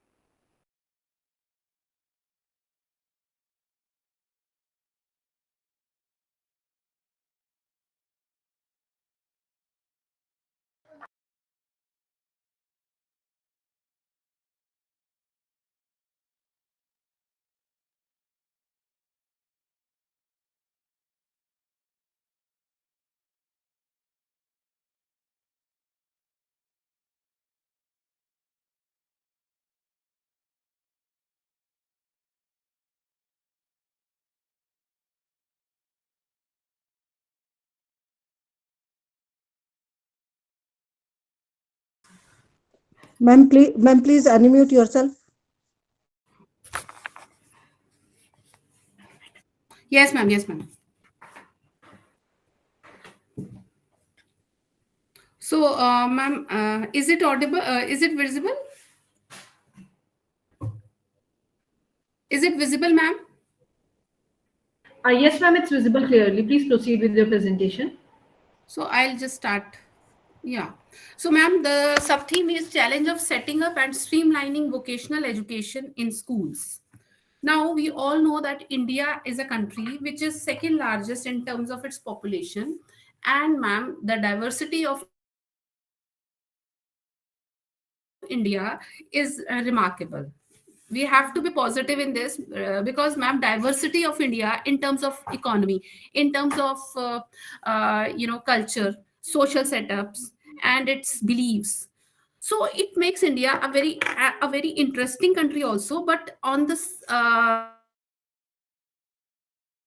same side, it is difficult also for Indian educational system to provide equality and equity, because it is in India's fabric that everybody has to be catered to, everyone's needs has to be taken care of.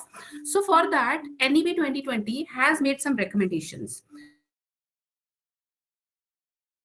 and those recommendations are making vocational education compulsory in schools. Now, what are the challenges of those setting up and streamlining vocational education in schools? So this is my today's topic. So I would proceed further now. Now, first of all, what was the dream for vocational education, or what are the visions for vocational education? This NEP 2020 is the first educational policy of 21st century, and it addresses the many growing developmental objectives and imperatives of our country. And by 2025, at least 50% of the learners through schools and higher educational system will have exposure to vocational education.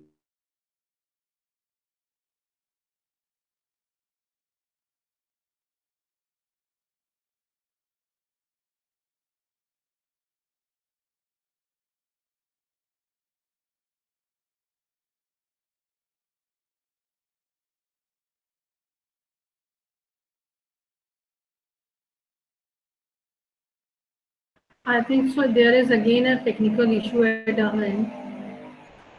Priyanka ma'am, am I audible?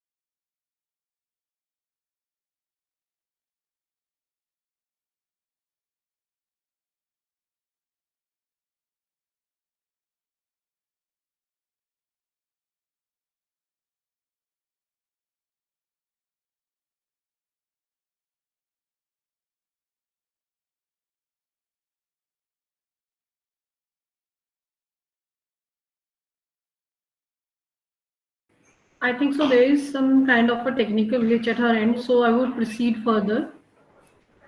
Am I audible, Priyanka ma'am? Yes, ma'am. Okay, please proceed, ma'am. Yes, ma'am. Yes, ma'am. Please continue. Yeah, ma'am. Okay. So I won't take much of the time because already I think because of data fluctuation there was interruption.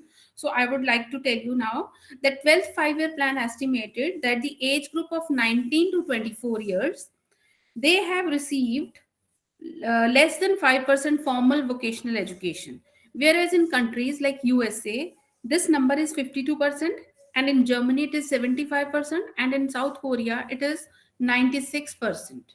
So look at the extent of vocational education and the comparative view of this vocational education in the different countries across the world. Now, primary reasons. Primary reasons are that our educational system is focused largely on grades 11 and 12 and on dropouts in grade 8 and upwards. Now, grades 11 and 12 with vocational subjects, they do not have well-defined pathways to higher education. It means the challenge in front of Indian educational system is this, that after getting vocational education in 11th and 12th also, they do not have the proper guidance that which path or which universities they have to join. Then the admission criteria for this general higher education is also not designed to provide openings. Then vocational education is perceived to be inferior to mainstream education, and these numbers only underline the urgency of the need to hasten the speed of vocational education in India. Now, challenges. As I told you in the beginning, that diversity of India makes it difficult. Then there are 15 lakh schools, more than 15 lakh schools, 25 crore students, and 89 lakh teachers. India is the second largest educational system in the world, and India's educational system is not funded properly, heavily bureaucratized, and it lacks capacity for innovation. Innovation in the sense that experimental teaching or innovational teaching does not find success in India because and now new schools are coming up with innovational technologies and teachings, but still we have a long way to go. Then internal capacities within the ministries of education and other regulatory bodies are inadequate. Then the role of private sector is extremely critical for translating the visions of NEP. Then successful execution of key initiatives for adequate financial resources for decades. In this regard, NEP has stated that to realize the goals of the new policy, country has to raise public spending on education to 6% of GDP. Now, then overcoming social status hierarchy associated with vocational education, integrating vocational education with general education. So there are these challenges are introducing Lok Vidya in schools through vocational education, facilitating horizontal mobility of vocational students in schools. So these challenges, how can we overcome? Now, skill labs will be set up, incubation centers will be set up in higher education, Given its scale and kind of complexity involved, particularly securing coordination and cooperation amongst diverse stakeholders at state, district, private sectors, amongst others, make it a daunting exercise. Now, the most critical challenge before NEP is building consensus and getting states to own the first omnibus program after 1986. So, in short, I say the success of NEP largely hints on cooperative federalism and states taking ownership of the reforms. So, in last, I would conclude that NEP 2020 has given due importance to vocational education and capacity development of teachers to boost the employability skills, and quality of vocational education is to be enhanced by identifying, designing, and development of vocational courses which meets the common skills standards identified at the national level. And with the world moving towards a computerized system, request an NEP 2020 pushing for the equivalent innovation based aptitudes, particularly among the young, have gotten more basic than any other time. So,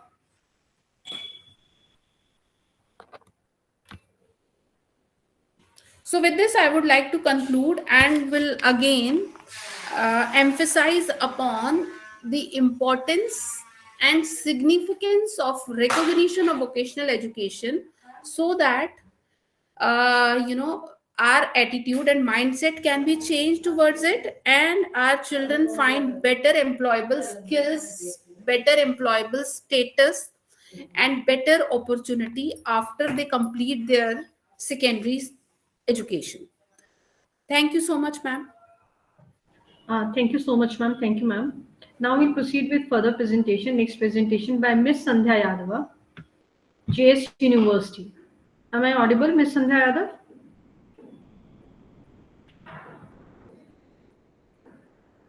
Miss Sandhya Yadav? I think so. She has left, might be. So next presentation, please, Miss Anita Sharma from USC GGS IPU. Miss Anita Sharma.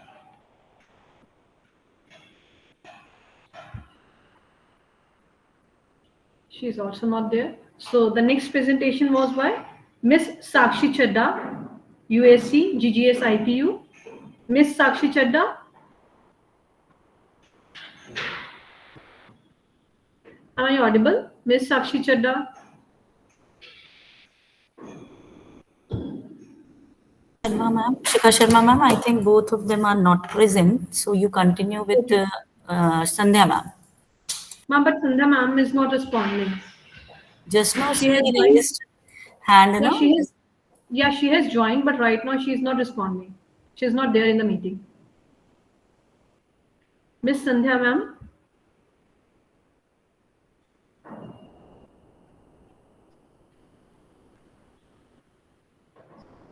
So in that case, I will proceed further. If she wants to present, then she can join in the technical session too.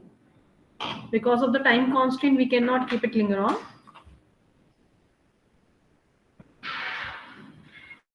So I would request all of you to please write your queries in the chat box so that we can take the your queries in the open house discussion. Now the platform is open for the discussion. You can ask your queries to the presenters or to the resource person, Dr. Jyoti Sharma ma'am. So please, the house is open for you. So please, you can write your queries into the chat box, please.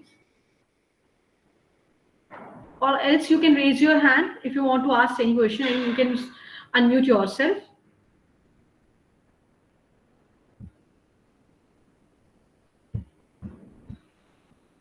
So there is no query.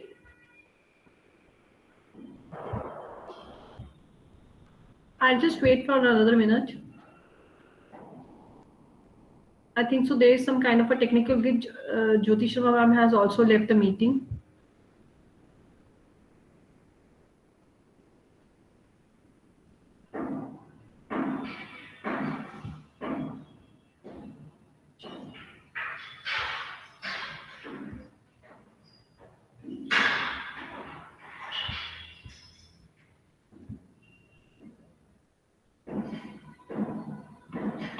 So now I would like to proceed further. In the meanwhile, when ma'am will join, then we'll conclude our session.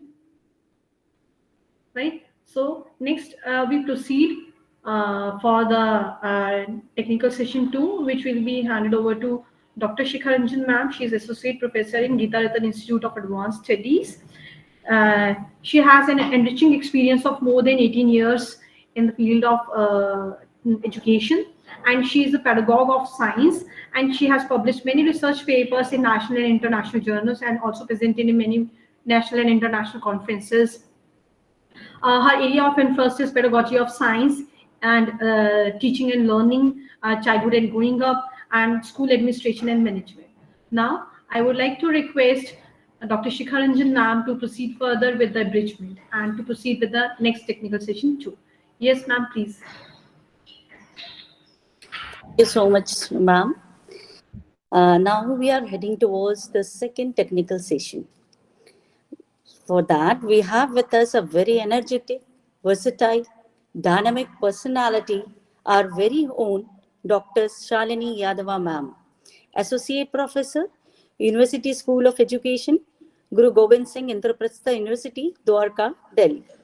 She is a MSc in Botany, MPhil Neuroscience in Education from University of Delhi, PhD in Educational Administration, IASCE, Jamia Millia Islamia. She has been a teacher educator for 21 years. She has started her career as a biology teacher from one of the best school in Delhi, that is DPS, Delhi Public School, RK Puram, in the year 1998.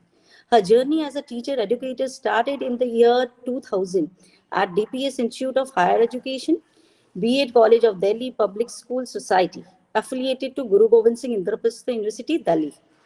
Worked as an assistant education officer, AEO, at CBSE Delhi.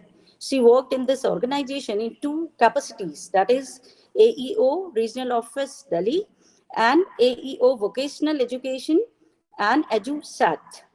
She undertook a lot of responsibilities and initiatives in her tenure there. Her experience there not only provided her an insight into the working of NCERT, but also to work in diverse academic and administrative environment. Following her passion for teaching, she also worked as head in affiliated B.ED and M.ED college at Gurugram. She also coordinated the Global School Health Survey, which paved the way for the Healthy School initiative undertaken subsequently by CBSE. हाँ Yes, ma'am. शिखा Yes, ma'am. थोड़ा सा बोलने I think दीजिए it's enough, yeah. तो I mean, versatile. in online mode, they will all be dead by the time they, हाँ, no issue, ma'am. अरे काफी बोल दिया यार. So she has a versatile, ma'am. I can say she is all rounder. She leads so many NGOs also. She took lead to open the first Sahoday cluster in the Dwarka sub-city in New Delhi, wherein school collaborates in the organization of co-scholastic activities, sharing of resources pertaining to evaluation, and the organization of professional development activities for teachers and principals, such as conferences, workshops, seminars, symposium, etc. In addition to this, she joined a Delhi-based NGO named SARD as a program manager also.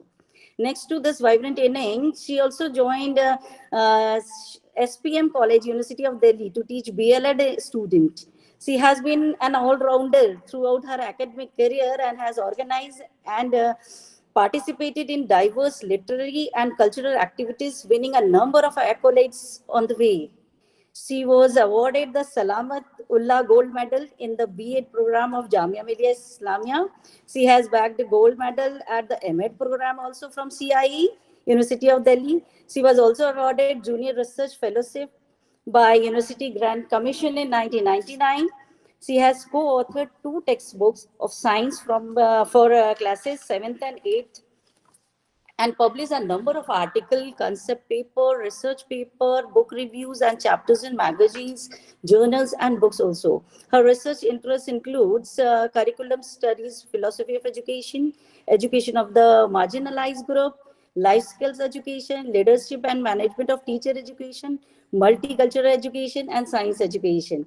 At present, she is conceptualizing idea to bring out 2 books, namely in the area of transformative leadership and teacher education and multiculturalism in education, the Indian experience. She is working in a well-established multidisciplinary state university and is enthusiastic about bringing smile and confidence on the faces of students and as well as on the faces of teachers, faculty also. So welcome you, ma'am. Hearty welcome to you. Over to you, ma'am. Thank you. Thank you so much for that very elaborate and what do I say? For very considerate introduction. Those of you who are meeting me online for the first time, well, good afternoon. I'm Shalini, and I have been given 2 mandates by Geetarathan Institute of Advanced Studies and Training. One is how to improve literacy numeracy, and the second mandate is, which is very close to my heart, that is integration of music and arts, right, with reference to teaching learning. So I decide that I think I'll give it 10 minutes to literacy and numeracy, max, and then I'm going to move to the integration of music and art education, because I think that is something which is very, very important. And I see that this integration is basically, we're talking of school education with reference to NEP 2020. Okay. When we talk of literacy and numeracy, again, we are talking of a stage which is primarily, because if you're talking of improving literacy and numeracy, I think the best catchment area is the primary stage itself, right? Okay, first and foremost, any talk on literacy and numeracy has to begin with listening to the pupil voice. It's well documented, right? We need to listen to them and we need to respond to them. With the advent of the technology, what has happened to us is that we are ourselves as well as our students are more engaged with technology, and therefore they're losing touch with either speaking the language, either writing the language, or actually drafting even simple sentences. I teach the MEd and PhD program, and it saddens me when I see applications which are absolutely wrong syntactically and otherwise, right? For example, they write, I beg to ask you for leave. I mean, why should you begging to, and ये भी मैंने ठीक बोला है, okay? गलत बोलना बड़ा मुश्किल है. So it's extremely important that how do we improve? First, listen to your pupil voice, right? That means you encourage them while they speak. Give them the confidence that even if you go wrong, correct them, right? Mentally prepare them that you can go wrong and we are there to correct you without feeling bad about it. Most of the children don't speak because they're hesitant with reference to, actually being able to put across their thoughts in a fluent language. Second, very, very importantly, for any kind of building literacy as well as numeracy, it is very, very important to engage them in games. Games like, you can engage them in building a business enterprise. For example, let them have a supply chain, an enterprise such as a supply chain, where they're actually having the roles of people, right? Little people sitting around, right? Where there are teams and there are business enterprises where, in this supply chain, they are selling, right? And they are looking at the profit. And they are basically in this entire supply chain. They will not only write, they will not only speak, they will also do calculations with reference to. So involving them with reference to whatever they do is very, very important if you want to increase their literacy and numeracy skills, right? Another very, very important point which emerges is this also we are somewhere lacking: encouraging literacy at home. Get parents and responsible adults involved. Challenge the children to read, right? It's important. It's very, very important for them to read, and they can read anywhere. Let them carry their books to gardens, that they carry their books to picnics. Let the books be interesting. For example, I am the generation which grew up on Tintins, on Betty Veronica, on Champak, on Chacha Chaudhary. So as a result हमारी हिंदी भाषा जो मुझे आती है और अंग्रेजी भाषा दोनों में आपकी लगभग महारत हो जाती है जब आप पढ़ते हैं.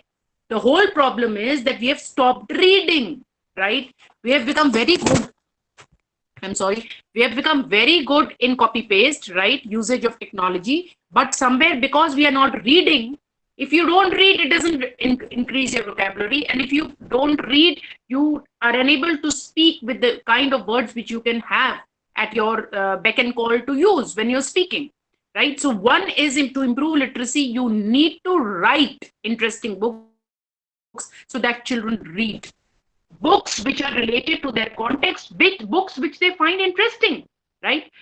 Books which pep them up, right? And reading is not just reading in the library. Reading has to be an endeavor which is across the board. Wherever they are, the books should be with them.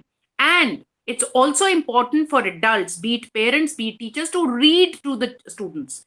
So when you read, they listen to your pronunciation, they listen to your expressions, right? So it's extremely important that, and it, of course, it energizes their neurons in the brain. Then we all know that in order to learn with reference to numeracy, simple things like counting, addition, subtraction, we can do it with so many playway activities. For example, if you're asking a child, involve them in outdoor activities, you're asking her to count the running laps, right? You go from here to there and you have to count how many laps did you take to reach that point, right? How many times are you able to jump to and fro, right? Dynamic adaptive learning technique, nature walks. Let them collect objects. Let them count the objects, right? Then take some objects out of them. Let them, then ask them to, engage in division with the same objects. So it's extremely important to, involve them in fun activities. Another thing which, with reference to literacy, if you want their writings to improve, if you want their expression to improve, it's extremely important that you involve them with reference to recitation of poetry. It's very important. And I think one very important thing which is about literacy is it's not just about reading, writing. It's also a very important part of literacy. It's about understanding what you're writing, understanding what you're reading, right? So comprehension goes along with developing any kind of literacy skills. So poems, their meanings, to reading stories, it's a very powerful medium if you can read stories to them and then ask them to develop their own stories. You can have a picture composition in front of them, and through that picture composition, they can draw their own picture and then ask them to write a story with. The more you involve them in these hands-on activities, the more your success with reference to improving their literacy and numeracy. It doesn't improve on overnight. It takes a lot of effort on part of the parents, a lot of effort on part of the teachers, right? Then it's also very, very important to engage them in concrete experiences, concrete experiences which they enjoy. For example, now we are missing out on the art of letter writing, right? My generation, of course, who are now in their 40s, they know how we used to write letters to each other, right? It's very, very important to write letters, then get responses, then write another letter. I mean, this is something like telling your own story to a friend, telling your own story to a relative. And it's something which is very interesting, but it can really help us in improving, our successes with children with reference to improving literacy, with reference to reading. They read the letter, right? They write the letter, right? And for speech, I think poetry recitation is also very, very important. That you engage them in poetry recitation with expressions which improves their vocabulary. And when you're talking about poetry, it's also about, you can ask them to do a role play, right? Through the poetry, through the story, so that it involves them and in turn, improves their literacy. Then again, very, very important. I mean, simple things like, setting up a fair, or setting up a shop, or setting up a kitchen, right? And then you're asking them which thing costs what, right? And how do you sell it, and what is the cost in the market, what is the cost at which the wholesaler bought it, and how much did it cost the retail, and how much did it cost the consumer. So all these activities will help them to improve their numeracy, right? There is nothing like practice. But that practice is extremely important if you make them practice by engaging them in play. If you make them play, they feel interested, they feel like repeating, they feel like engaging. And unless something is a part of your own schema by repeated assimilation and accommodation, I don't think you can actually succeed with improving literacy and numeracy. It is a very difficult job to, actually improve literacy and numeracy, but we can do it if we engage in these play activities, wherein we are engaging them in something which interests them and thus improve their literacy as well as numeracy. And it's very, very important to, because no, there is no doubt about it that instead of cooperation, we have taught them competition. We have done that. That damage is already done.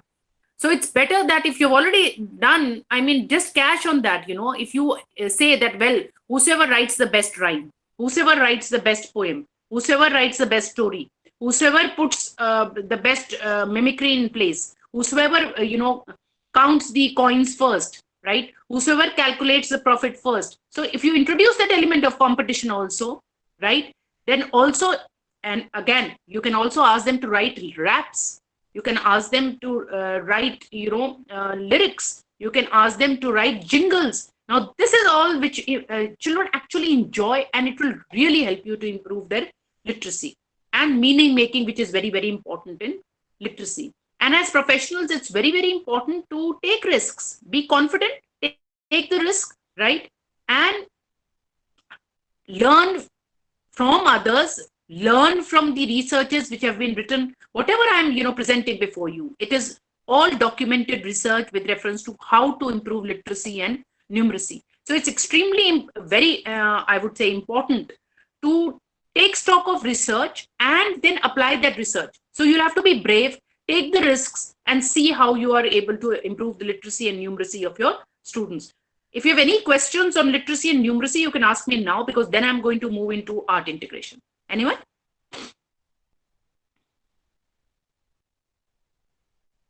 Are we good? Okay. Then wish you all the luck in improvement of literacy and numeracy. Okay. Now I'm to something very, very interesting with reference to integration of art and music in teaching learning.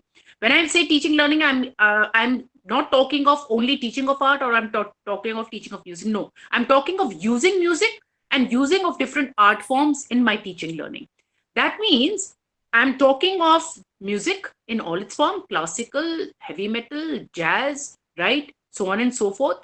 Then I'm also talking of arts. I'm talking of painting, I'm talking of sculpture, I'm talking of theater, I'm talking of culinary art, which most people forget: cooking, culinary art. I'm also talking about every kind of art form and craft form, right? The different crafts which you have, like the worldly art, so on and so forth, right? Now, integrating all these in teaching learning.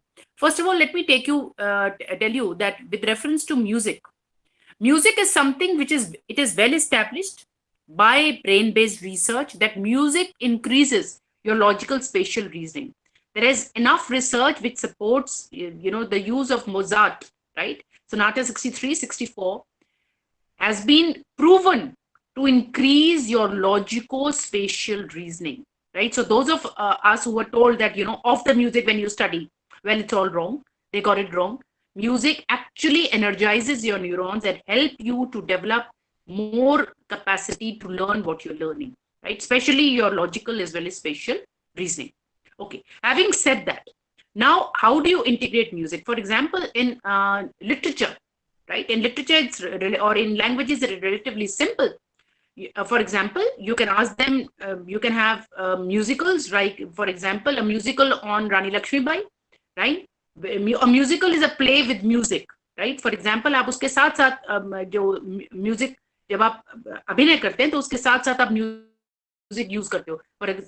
For example, Bundele हर बोलो के मुंह हमने सुनी कहानी. You just sing along, and you can have music, and you integrate it as a part of the entire, role play or one act play you are producing, okay, or enacting. Then, for example, with reference to music, enacting any poem, right? It is very easy. For example, I remember a poem, Whistle Away My Merry Boy with Happy Face and Heart of Joy. I mean, you could enact with expressions. So in literature, especially in languages, whether it's Hindi, whether it's English, whether it's the regional languages, it's easy to integrate. Now let's move on to other things. For example, social science.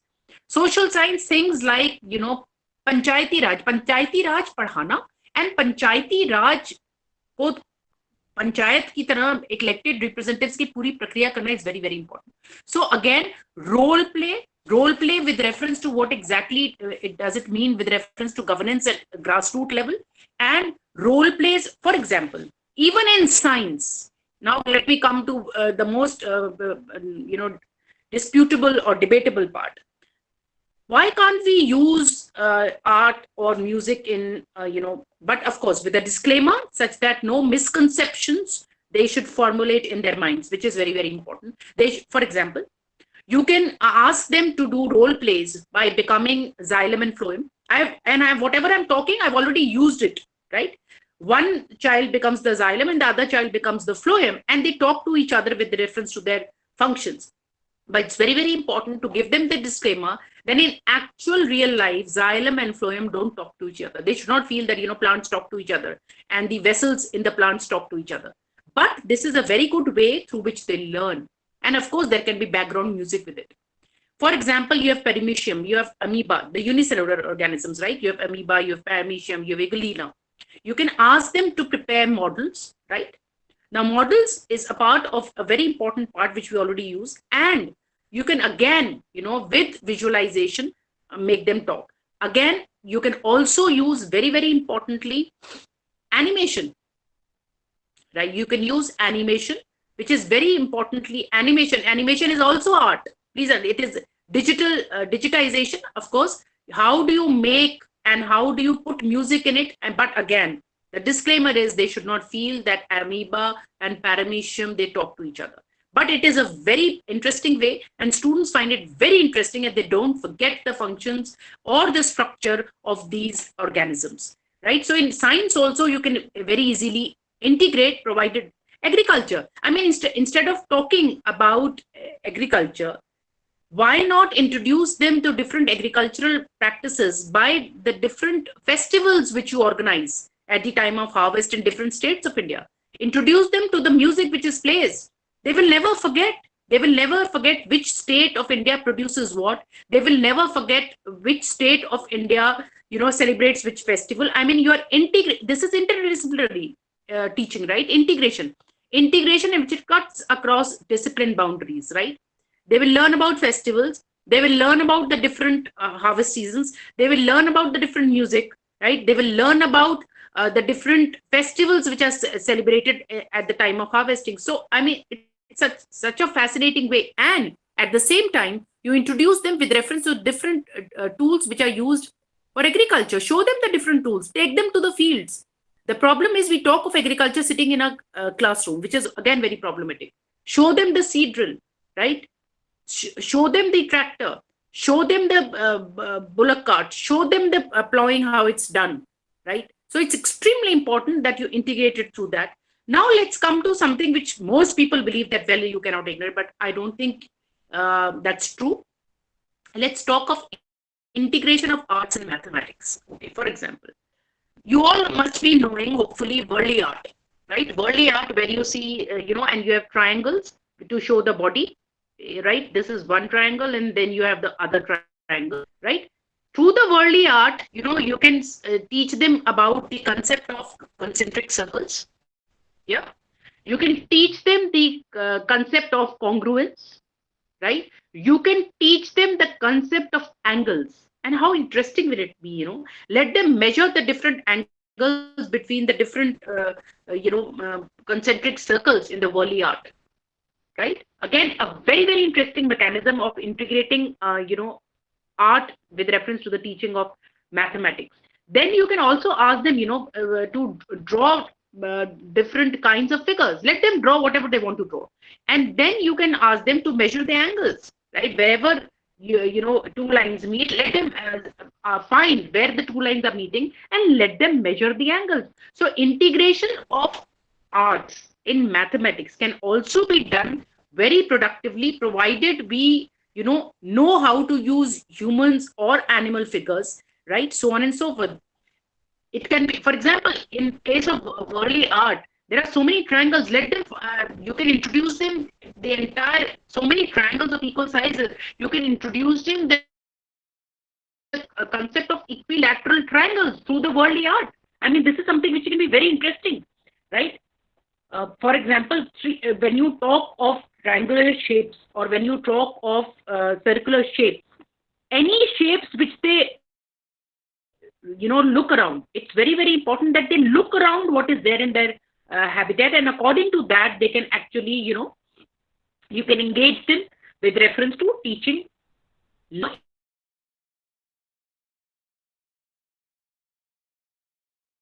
Yeah, you have mountains, you have plains, you have plateaus, right? Now, how does this topography differ with reference to angles, right? I mean, you can introduce them all that in geography and in, mathematics and geography through arts. Let them make posters, right? Let them make posters of geographical features, and then you ask them to measure the different angles in that, right? Whether they measure angles or, finding the area of all these geographical forms which they've drawn. I mean, that will be something which is very, very interesting. So this can be easily done, provided it's mandala painting. In the case of mandala painting, you can teach so much of geometry by the usage of mandala paintings, and the entire concept of angles, different kinds of triangles, so on and so forth, equilateral triangles, concentric circles, so on and so forth. So it entirely depends upon the teacher with of course, for this, one thing which is very, very important is that you need to be well read, you need to be well prepared, you need to know the examples which you can use with reference to teaching learning, which is very, very, very important. For example, the entire concept of electoral politics, the multi-party system, can be done by actually, making a booth, right? What is a Dell franchise? What is a Dell franchise? Let them make posters with reference to campaigning of different political parties, divide them into 2 political parties or 3 parties or 4 parties, and then let them engage in the entire process of elections in a democracy, right? So that they learn the spirit of healthy competition. They also learn how to go about it, right? Then, of course, see, in this also you can integrate literacy and numeracy, counting of the ballot papers, counting how many votes each person got, right? Looking at the qualification of every candidate when they feel involved, so it's extremely important that when you are integrating art, whether you're integrating music, you engage them in the very purpose of what it is being done for, and it should be something which they relate to. The whole problem is that जब आप एक समुद्र की तट पर रहने वाले बच्चों को तो आप माउंटेन की बात करते हो विद रेफरेंस टू स्टोरीज, और जो माउंटेन में रहता है उसके पास, मैं ज्योग्राफी की बात नहीं कर रही, मैं उसकी बात कर रही हूँ आपकी लिटरेचर साहित्य की. So it's extremely important that please context specific teaching learning is very, very important so that they can relate. If they cannot relate, well, they are not going to listen to you. For example, if you're teaching something on Gandhi and Ambedkar, there's a famous play on Gandhi and Ambedkar, right? You can have that entire script with you and let them, actually have the entire role play. Now you're introducing them to, with reference to the entire contribution of Gandhi, you're introducing them to the entire contribution of Ambedkar, and you're doing it simply by a role play enacted. Now, this is something which they will carry. Same is the case with if you're introducing civil disobedience, or if you're introducing Dandi March. And in this also, you can include the music of that time. Nobody is stopping you from including the music of that time, right? It can play in the background, so on and so forth. Music specifically can be, used for of course, in mathematics, it will be a little difficult. So you can use it as background music, because remember, it enhances your logico-spatial reasoning. So their music is specifically very, very important for using in integration. Otherwise, you can have musicals in social science, you can have musical plays in literature with reference to enacting a story. Nobody can stop you in enacting all this with reference to integration. For example, now when you're talking of crafts, imagine have one day have a if you're talking of diversity, all of them can be asked of bringing a music of their state. If you're talking about in social science about respecting diversity, let them bring the music and dance of their state with them. Yeah, these days they can do it. They can bring it in a pen drive and you can have them play it. So you're introducing them to diversity by different music, different dance forms, different crafts, different cultures. Let them all bring the material or the costume with reference to that particular their particular state. If you cannot allow them, I would as an academic allow that one particular day they come, let them have a fancy dress competition and they come in the costume of the state to which they belong. I think that's very fascinating to introduce a concept of diversity, right? So integration of arts and music is not difficult, but point is the teacher has to be ready. It requires more time. The teacher has to be prepared. The teacher has to be very well read with reference to the different resources which are available for integration of all these art forms. And this is not something difficult in the sense, if you're prepared, you know how to integrate, the different forms, and you know how you can actually integrate all these activities, right? But how do you prepare yourself is also a very, very major question. How do you prepare yourself? There is enough literature. For example, go to the website of CBSE. There is one full document which is on art integration. It talks of integration of all the arts in all different subjects, right, at school stage. So why not do it? You can easily do it with reference to taking that handbook, and that handbook can be both used for the teachers as well as the students, right? So it's extremely important that that is done, right? So the teacher will have to make a lot of effort, and of course I can guarantee you one thing: if you use it, the retention of students, it's going to be manifold. It is going to be manifold. It really increases because they find this engagement very interesting. Whether it's poetry, whether it's drama, yeah, it's true lack of skills. You're absolutely right, Neha. And the point is, we are not training our teachers for it. Blaming the teacher doesn't help. Training the teacher helps. And for training, have the best people. In theater, have Al-Qazi, right? You have a Barry John, right? So it's extremely important that you are, engaging by including all this. Then it's extremely important to also understand that integration takes time, right? Integration takes time. So that instead of burdening us with a lot of syllabus, it's important that you choose that which is most beneficial, right? When you remember Dr. Bhatia in the morning talking about holistic education.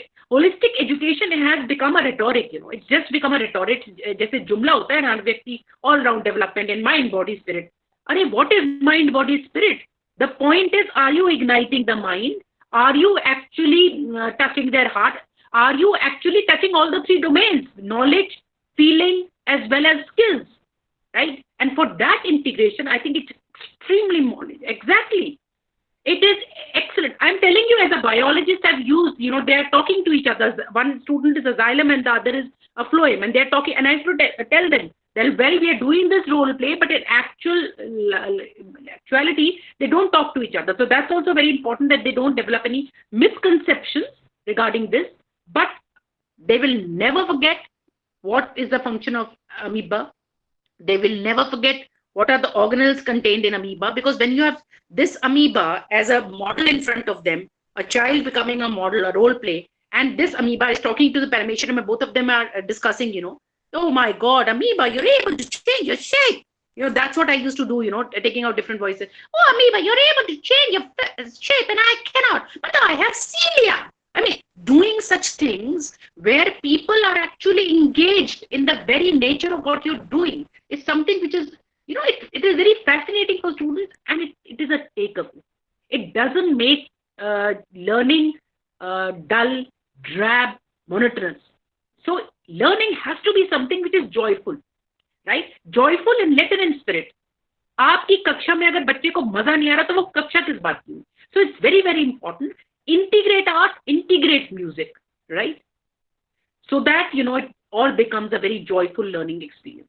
I think now I'll open the house for questions. Yes, ma'am. Thank you so very much, ma'am. You explained very well and you illustrated each and every example. संवाद Yes. जरूरी है, question or comment. So please write your query or raise your hand, or you want to add anything. Anyone who would like to make any comment? Not in the chat box. You can, unmute yourself and speak.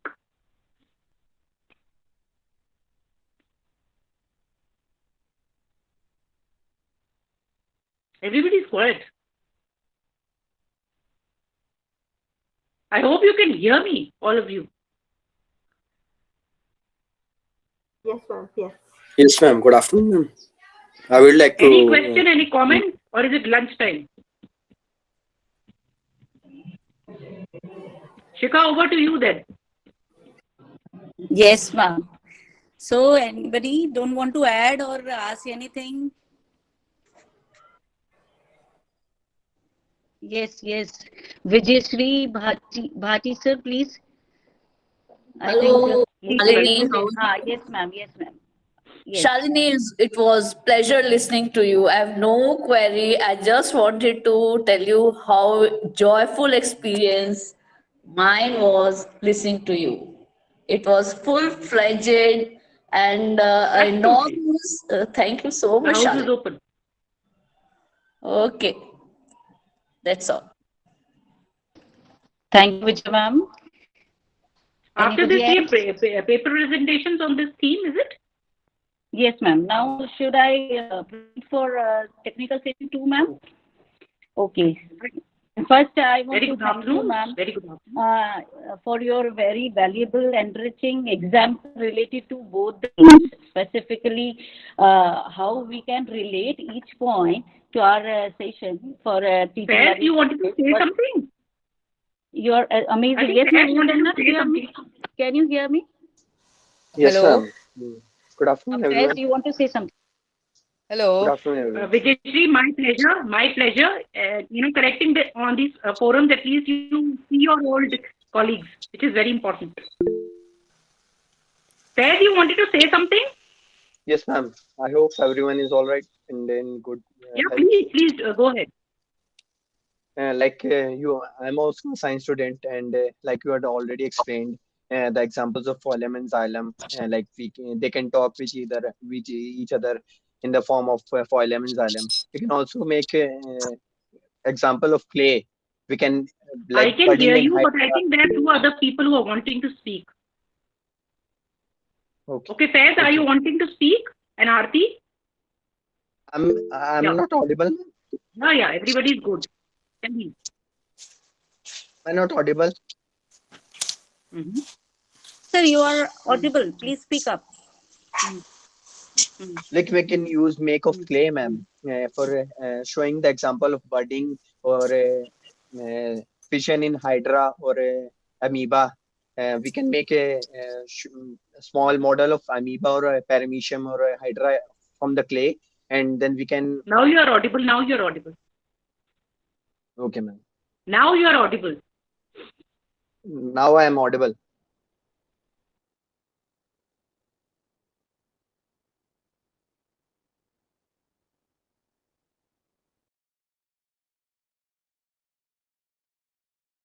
Hello. Ma'am yes ma'am I think ma'am की तरफ से कुछ technical glitch है let me ask ma'am Hello, Shikha ma'am. yes ma'am I think morning, Shali madam is not in the group now, no, she has left. Just wait for a minute, I'm asking, just wait for a minute, ma'am. Okay.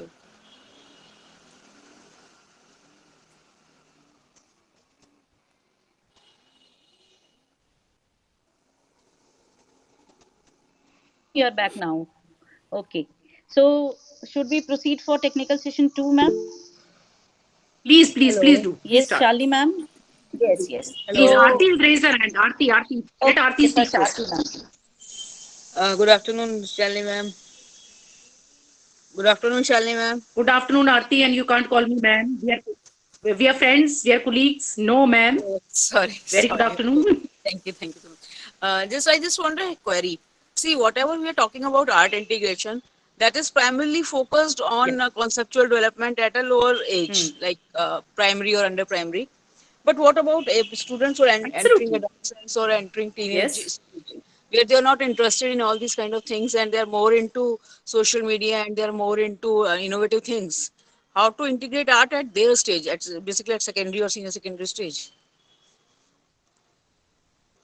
I think at senior secondary stage, theater is something which is a very potent tool, right? Theater can be taken care of, and I've seen them, they do enjoy theater, right? Theater with reference to different subjects, right? How, depending upon the concept you're taking up, I think theater is something which can be really tried at the higher secondary stage. Of course, you can't, use clay modeling or stuff like that. I can totally understand that. But theater and painting are two forms which at senior secondary stage also will work. Okay. Okay, and not too much about music because they are more into Western music and especially in schools like They Delhi do work, schools. both theater. Okay, thank you. Okay, thank Yeah, you. let them be into Western music also. That's not a problem. But provided you can use it, you can use it as a background music. That's Okay. not a problem. Okay. But again, brain-based research has also proven that if you use heavy metal, right? If you use heavy metal or jazz, right?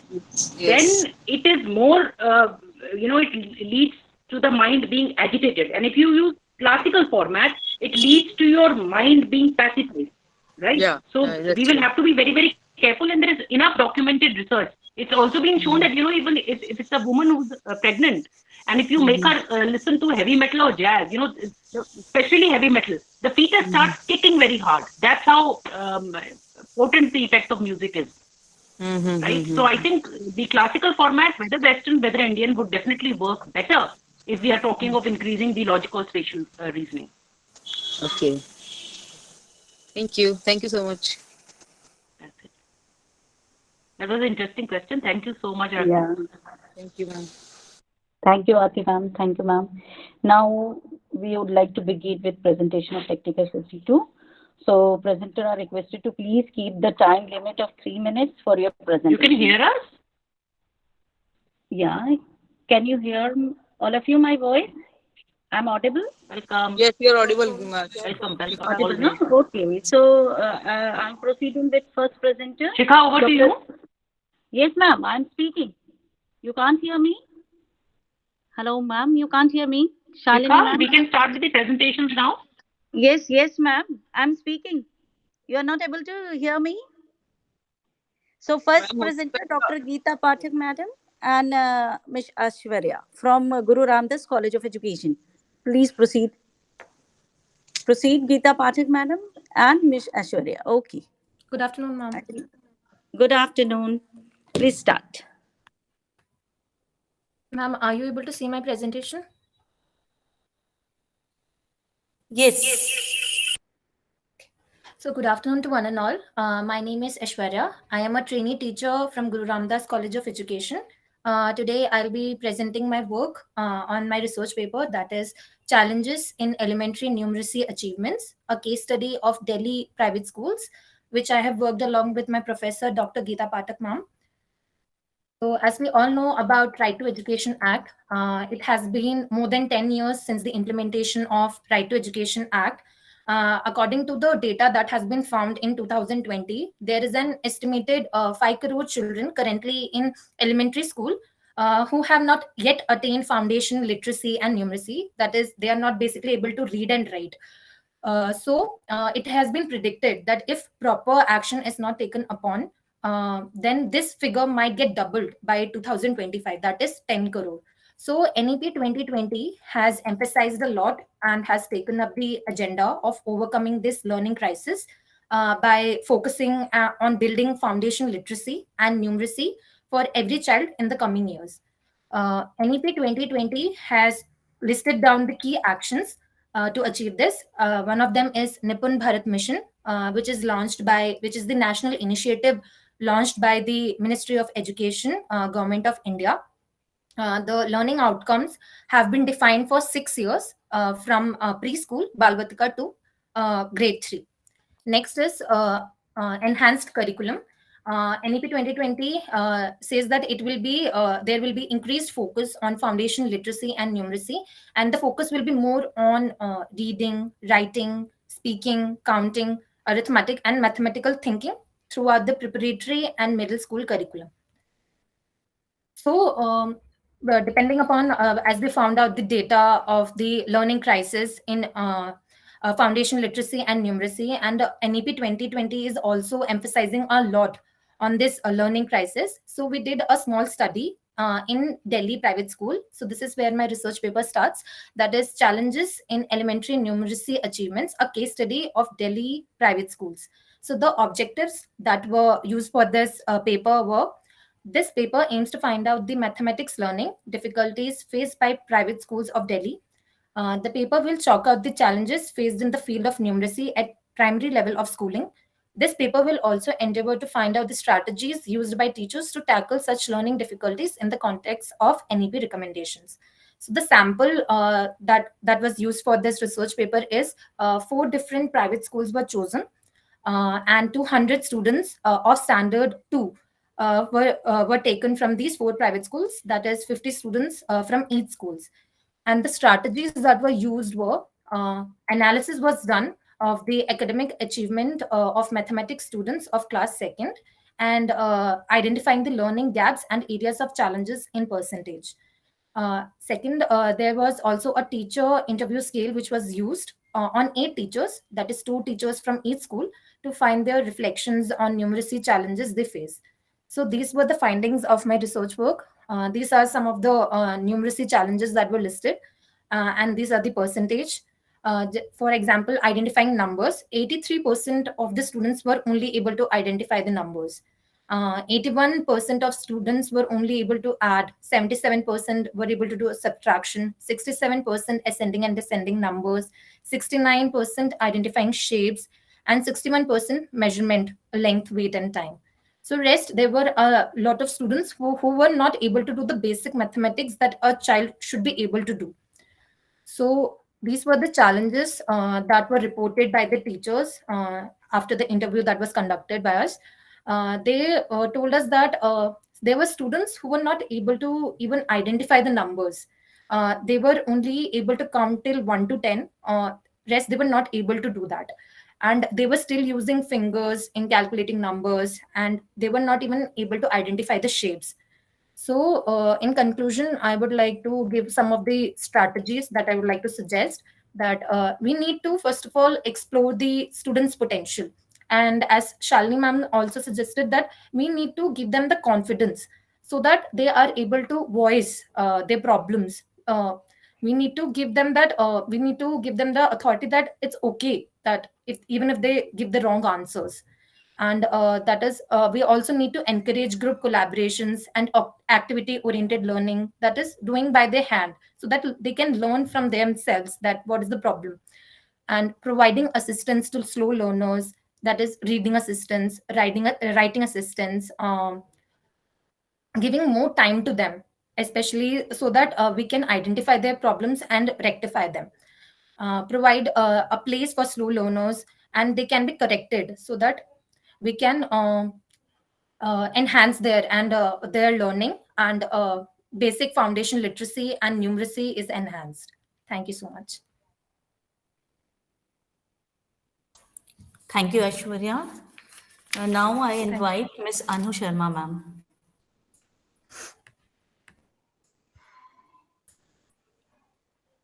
Anu Sharma, ma'am, are you there? Yes, ma'am. Am I audible? Okay, let me proceed. Next, Dr. Preeti Srivastava, ma'am, and Ms. Malika Ghai. Ma'am, Anu am I Sharma, audible? okay, you Yes. continue. No problem. Okay. Just a second, ma'am. Let me present my screen.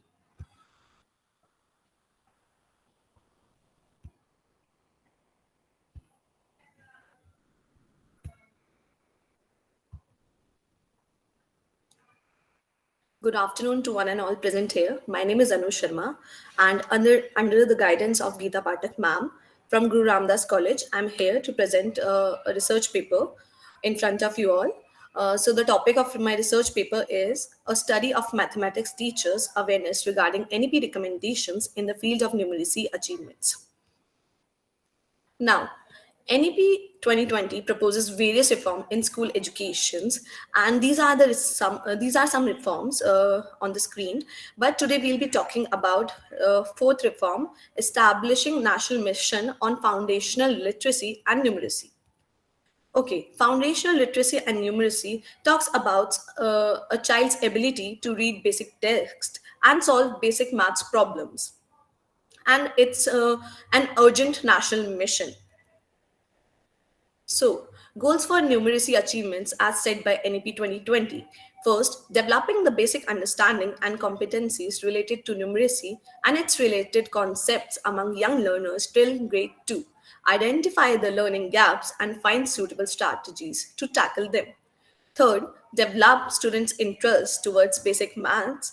Fourth, establish the relationship between school mathematics and daily life examples. So, the objective of my study is to find the awareness level of mathematics teachers regarding these recommendations and how they are implementing these recommendations in their classrooms. So, the sample of our study is that we have taken the interview of 30 to 40 mathematics teachers in 3 private schools of Delhi, and on the basis of their interviews, we have observed and gave them a certain rating according to their awareness.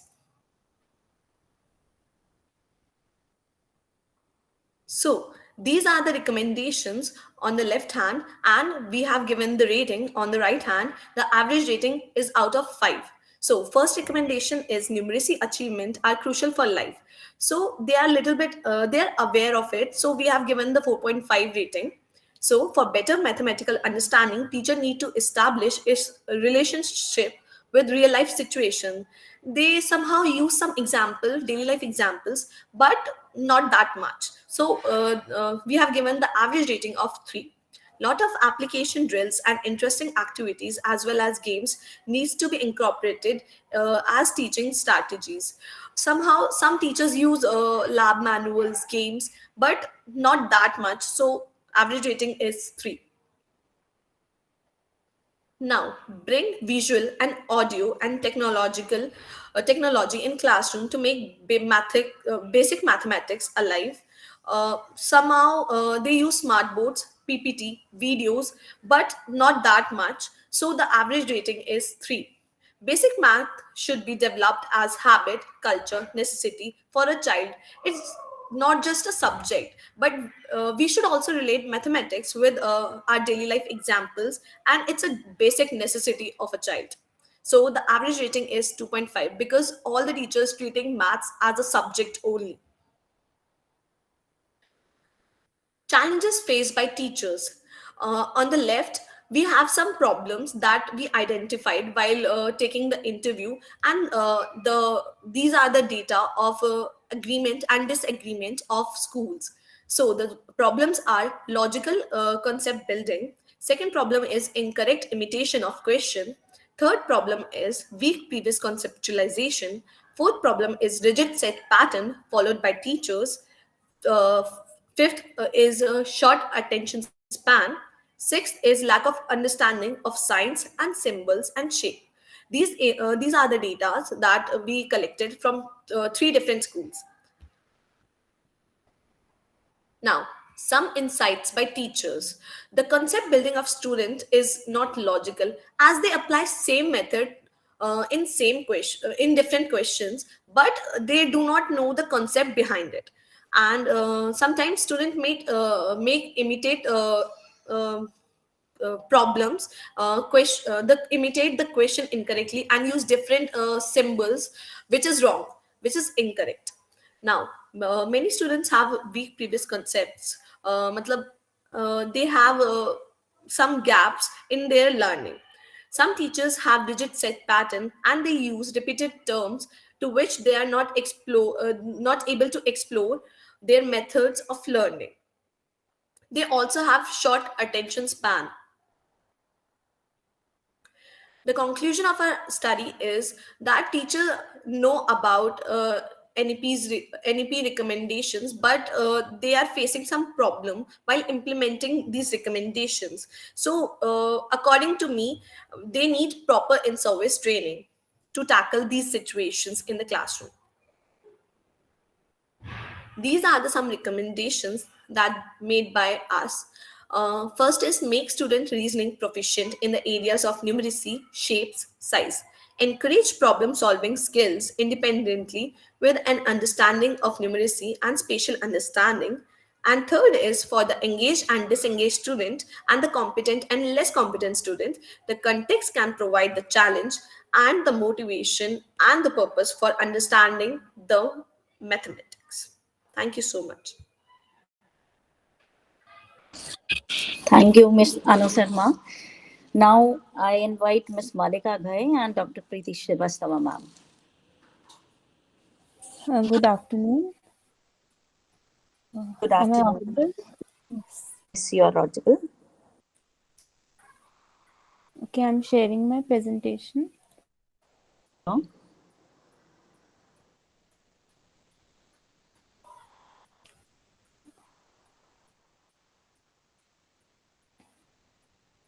Yes, is this visible? Yeah, visible. Okay. Yes, you can Good see. afternoon. Good afternoon to one and all present here. I am Malika Ghai and my mentor is Dr. Preeti Srivastava, ma'am. I'm going to share my paper presentation on the topic Challenges of Integrating Art and Music with the Teaching of Other Subjects. So, starting with the introduction, in art integrated learning, art becomes a medium for teaching and learning. In this, learners use many art forms like drawing and painting, clay modeling, paper crafts, music, dance, theater, and many more art forms. Now, art and music integration is necessary in education as it promotes a deeper comprehension of concepts. It allows students to derive meaning through experiential learning, encourages the students to see the connection between different subjects. Okay, so the objective of our paper is to study the feedback of school teachers and pupil teachers on the challenges of integrating art and music with the teaching of other subjects. So, on the basis of questions asked to our participants, responses pie charts was generated and data analysis was done on the topic challenges of integrating art and music with teaching of other subjects. So, these are some of the pie charts which were generated on the basis of the questions asked. So, this is a summary table of the questions asked and the conclusion drawn on the basis of majority of our respondents. So, now I would like to tell some of the major findings of our paper. So, there are certain challenges in integrating art and music with teaching of other subjects. The first one I can say is that proper orientation about art and art integrated learning is not given to the school principals and teachers. So, proper orientation program is required for school teachers and principals. Many schools also do not have enough available resources for integration of art and music. Next, I would like to say that time-bound curriculum is one of the major challenge. The curriculum must not be bounded by time so that proper integration of art and music can be done. Next, the integration of art and music with teaching of other subjects is a bit challenging in secondary classes as teachers are not skilled enough. And secondly, we can say that learning outcomes of secondary classes need to be modified. Also, the subjects are theoretical and course content is too much that only few topics can be integrated with art and music. So, and then parents are also unaware about the role of art or music in art integrated learning in quality education of their child. So there is a need to orient the parents about the concept and the school also must take responses from them. Next, I would like to give some of the suggestions. So the first one is that the teacher should have willingness to teach the subject using art integration and not just work to get salary. And secondly, teachers teaching their subjects with the integration of art must be appreciated or given increment to promote this concept. Teachers must have a creative mind to integrate art and music in teaching of other subjects. These are some of the references. Thank you and have a nice day. Thank you, Ms. Malika. Next, I would like to invite Dr. Suman ma'am from Kasturi Ram College of Higher Education, Narela. Dr. Suman ma'am, yes. Yes, ma'am. Yes, I am here. Just a minute. I am presenting my screen. Yeah, yes, ma'am. Yes, ma'am. Take your time.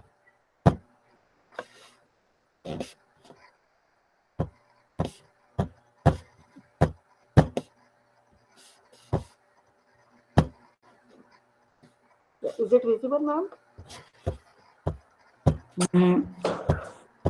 Not clearly visible now, ma'am.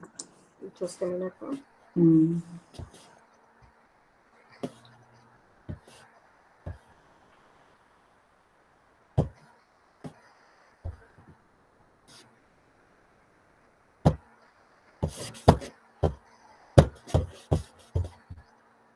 I'm trying again.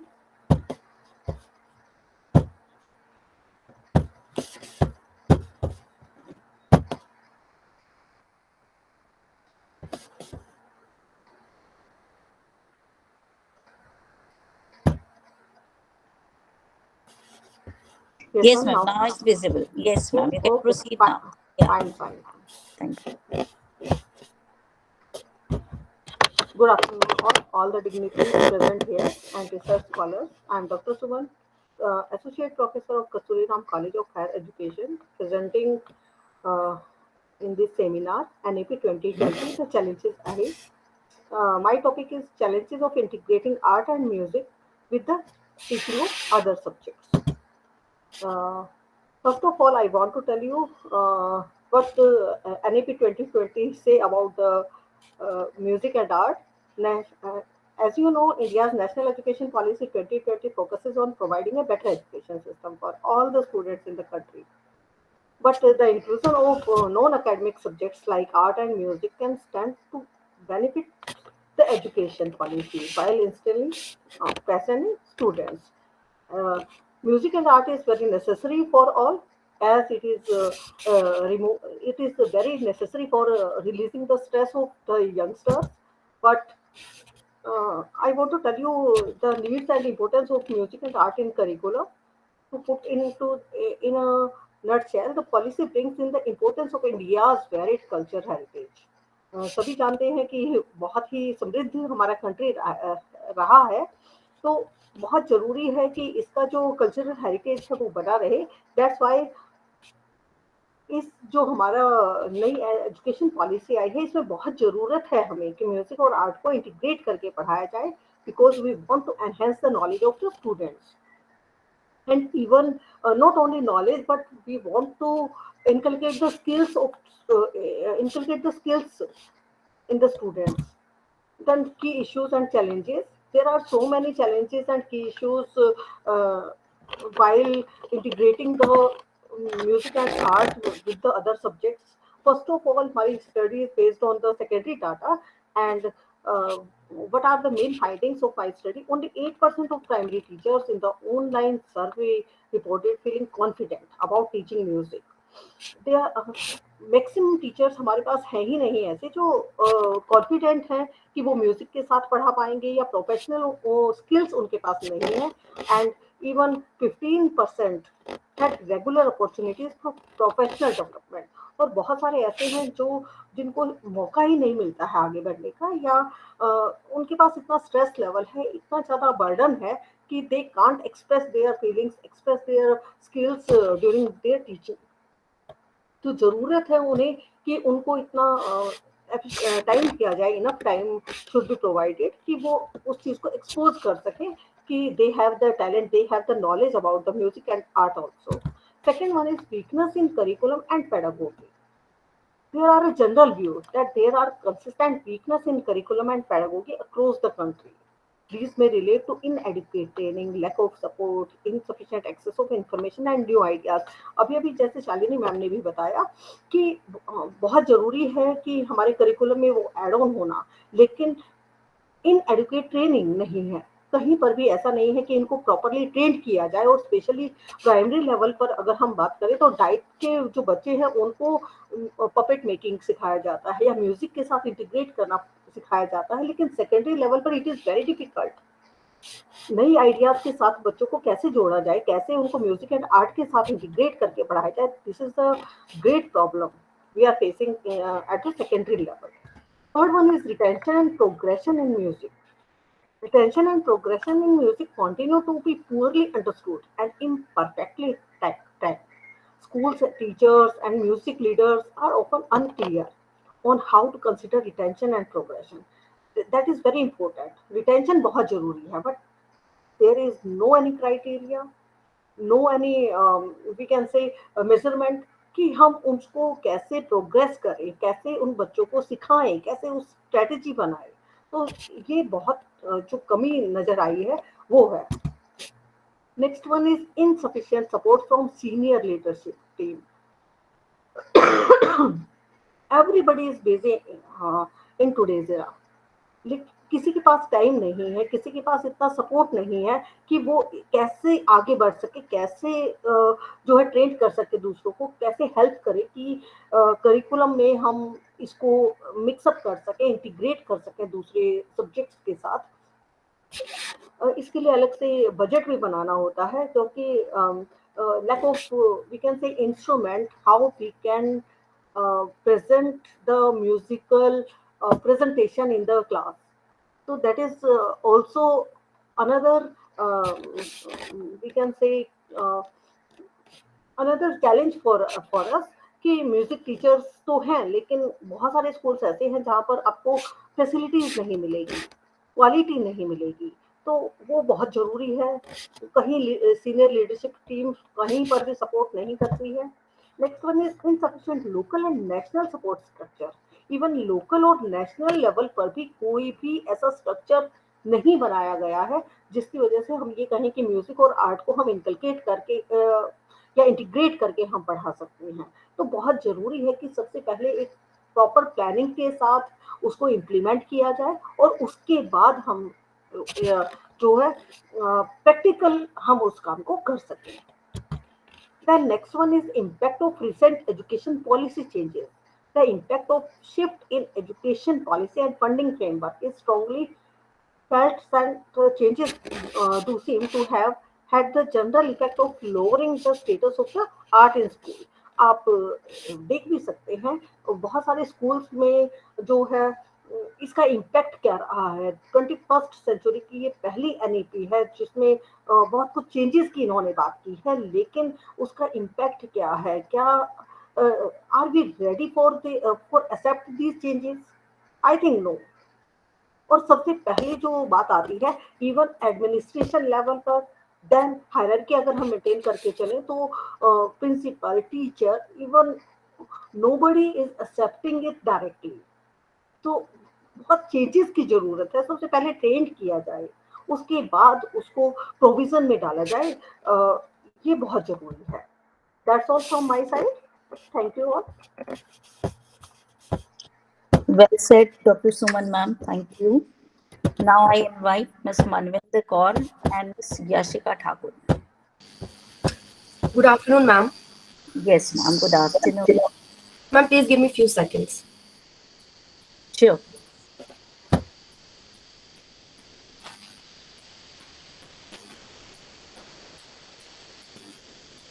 Ma'am, is my skin visible? Yes, visible.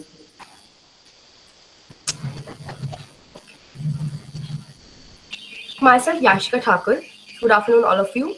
I'm here to present my paper under the guideline of my professor, Ms. Manvinder Kaur ma'am. My topic is the look ahead challenges and opportunities of integrating art with education.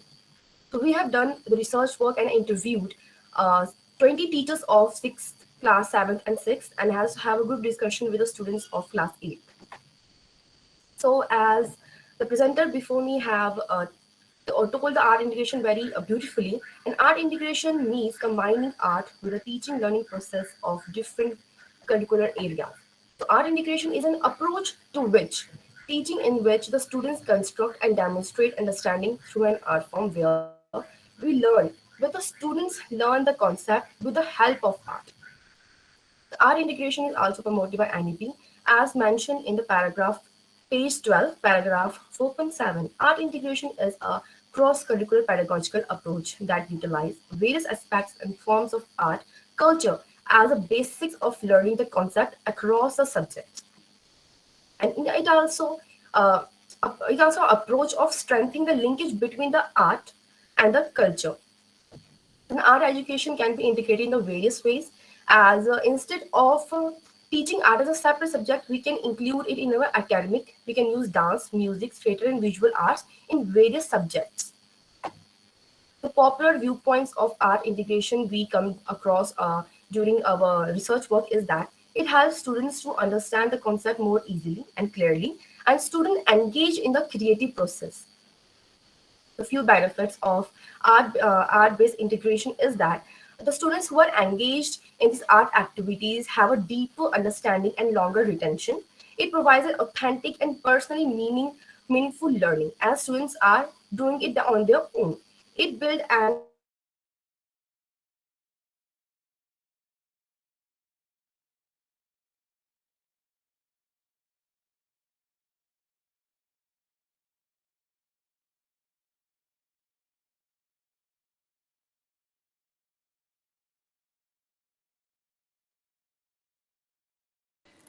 creativity and imagination. Yes. Integrated into various subjects like Hindi, English, math, science, or social science, but this paper is mainly focused on the integration in the social sciences. So in social sciences, it is a process where art become a medium of teaching and learning social studies. So eventually, it doesn't only bring the joy to the subject, but also make the learner an active learner. And also, over the period of time, it developed the four C's, the 21st century skills that are critical thinking, communication, coordination, and creativity. So during our interview from the teachers of San Xavier, we come across the few perspective of teachers that are that it enhance the communication skills, language skills, and the problem solving skills of the students. But few teachers still prefer the traditional method of teaching. The perspective of students towards the art-based activities.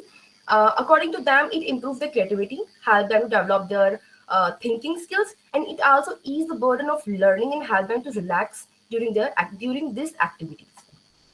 There are a few problems faced by teachers in these activities are the lack of funds provided to the schools or the teachers, the lack of time as syllabus is pending, the lack of teacher appreciating the art, the lack of artistic knowledge, the parents' disagreement towards these activities, and not enough resources in the schools for conducting these type of activities.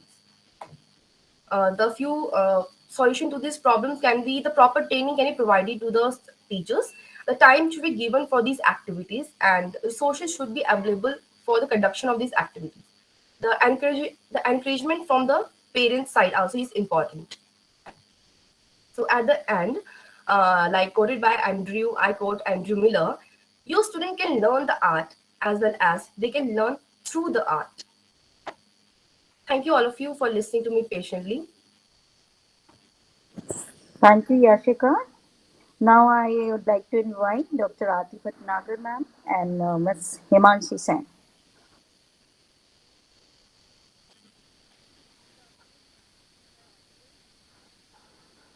Yes, Himanshi, are you there? And Aarti Bhatnagar ma'am, over to you. Yes, yes. Most welcome, yeah. Himanshi.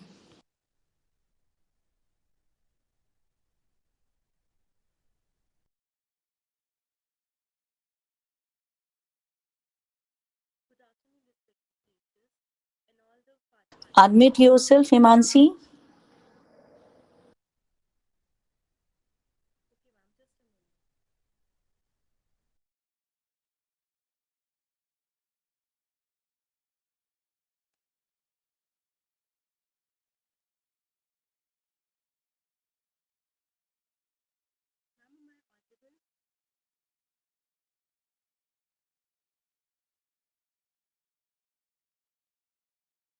Yes, Himanshi, what happened? Are you joining? Going to present, Himanshi?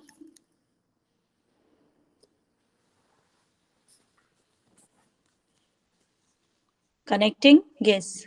Himanshi, please reply. Are you there? I think again there is some technical error. Aarti madam, I can't hear you. Aarti ma'am,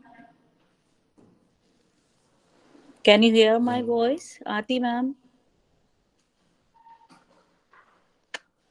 So let me proceed for another presenter. Afterwards, we'll take up your session. Okay, ma'am? Yes, can you hear my voice, everybody? Yes, ma'am. Okay, then please, Dipali ma'am, you proceed with. Okay, ma'am. Thank you, ma'am.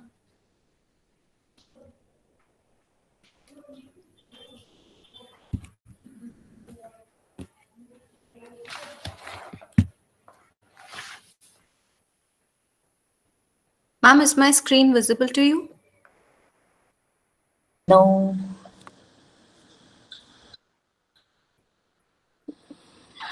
I can't see your screen, ma'am.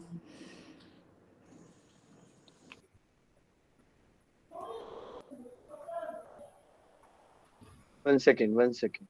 I'm sharing.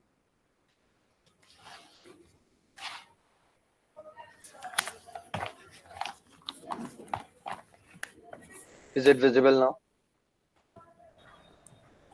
Yeah, it is visible. Yeah, it's visible now. Good afternoon, everyone. I hope you all are having an interesting time. So, I am Dipali, a trainee teacher from Delhi Teachers Training College. Along with my mate, Faiz, we are going to present to you a paper on challenge of succeeding in the field of numeracy and literacy, ranging from foundational up till elementary level. To increase literacy and numeracy, several nations implement various educational programs and pedagogical techniques.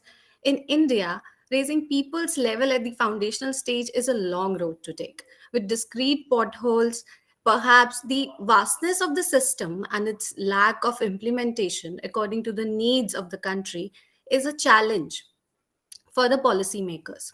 For instance, setting up any educational aim in the Indian context is a whole other ballgame. Unlike the new education policy approved for implementation in 2020 is still being debated upon for the very discrepancies and inconsistencies that encircle its proposition, making it an idealist ambiguity. Moving forward, let us first understand the terminology that we have here, that is literacy and numeracy. First, could you please switch to next slide? So, as you can read, literacy, as defined by UNESCO, is a means of identification, understanding, interpretation, creation, and communication in an increasingly digital, text mediated, information rich, and fast changing world. Right? And numeracy, on the other hand, refers to the ability to work with numbers or to engage in fundamental or basic mathematical operations. Now, why do we refer to numeracy and literacy as the two sides of a same coin? So the answer lies in the next point. Literacy encompasses numeracy, the ability to make simple arithmetic calculations. That is, to indulge in mathematical operations, first of all, we need to understand the language itself, right? We need to approach the problem with the language. We need to comprehend the language to solve the problem that is posed by the mathematical operation. So, and the literacy basically refers to the idea of reading fluently and comprehending any given text alongside being able to write about it or sharing the experiences and decipher the meaning and spelling of different and long difficult words uh, could be a problem for some people, especially students. So, as it has already been highlighted by the true presenters, that the ground reality is something different through a statistical report. So I have a disheartening incident that I came across among the school students, that they are rattled by the spelling of the grammar itself. Mostly children write the spelling of grammar with the vowel E because of its pronunciation. So similarly, is the use of basic mathematical operations and their application in real life is a task. So, the challenges that have been incorporated in the paper are based on the findings of a focus group discussion with the peer group relating to the experiences that were gained during our internship in various schools across the Southwest District of Delhi. The amount of workload that they have, that the teachers have to attend to, apart from teaching the student, weighs down their competency as the clerical work is overbearing. The monotonous teaching is preferred by professionals to not only satisfy the administrators of the school but also the parents regardless of the students needs, because they have to meet the demands of the curriculum, to meet the demands of the syllabus. Consequently, children pertain to rote memorization to clear the exams and move to the next class with a good percentage or distinction. Eventually, they sideline the idea of understanding the basic concepts, resulting in the ignorance of the minimal level of learning. Another aspect that I feel is a threat to the succeeding of the idea in the field of the numeracy and literacy is that there is no detention policy up till class 8. Originally, it was initiated in the light of making education a fun activity for the students, where the focal point would be to gain sound knowledge and understanding of the environment without straining the mind of the child, perhaps preserving them from stress and anxiety and depression. But somehow the anchor got displaced, making the elementary education meaningless. So, and this had a drastic impact on the approach and attitude of the parents, students, teachers, and the community at large, which affected the teaching learning process tremendously. Another interesting aspect that I think poses a real threat is the idea of inclusive education. And I will discuss it with the help of a case study. So, during the time of internship, I came across a student. He was a slow learner. And interestingly, apart from that, being a teacher, you could not comprehend what he was writing in his notebook. Even after copying from the board, it was really difficult to understand what he was copying down. Later, while engaging in a conversation with a special educator at the school, I got to know that the child is suffering from borderline intellectual functioning. That is, he has below average IQ. And you can see the sample of his writing in one of his notebooks on the right side of your screen. And if you zoom it, you won't be able to comprehend what the child has written. Clearly, he needs special services, but he is not qualified for the same, right? Because he is not mentally disabled. The condition that he has is just a mere a cognitive impairment. He has low level of IQ, but he is not mentally retarded. How will a teacher, according to you, with a class of 40 students to attend to, can focus on him in mere 35 to 40 minutes time frame with little or no knowledge of his condition? I'll leave you to this question and over to you, Fez. Thank you, Diwali. I'm audible. Yes, you're audible. Thank you, Dipali. A very warm good afternoon to all of you present here. Uh, Thank you, Dipali, for introducing us with the topic. Now let's move on to and try to understand what are the basic current pedagogical practices in our modern education system that are deeply rooted, which leads to the problem that learner face at the later stages. Like for example, in English pedagogical methods, the basic loop of teaching is teacher introduce the topics to the topic to the class, explain the chapter or lesson by reading it herself or itself, para by para, and explaining the meaning of the lesson to the students. After that, uh, the teacher asks the students to note down the question and answers from the book, and teacher help the students to note down the answers. And after that, after 1 or 2 days, there is a fortnight test which was taken by the students for the completion after the completion of the chapter.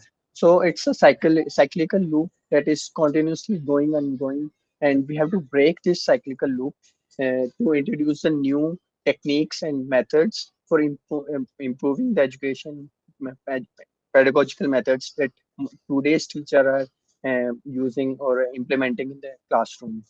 For example, the teacher uses lecture method, discussion method, question and answer techniques. There is no innovation in the pedagogy. Like, for example, if teacher is teaching a poetry, there is no rhythmic reading of the poem for the class, like how the poet is expressing his expression, his feeling, etc. to the in the poem. There is no explanation of the symbolic explanation or imagination of the poet to the class.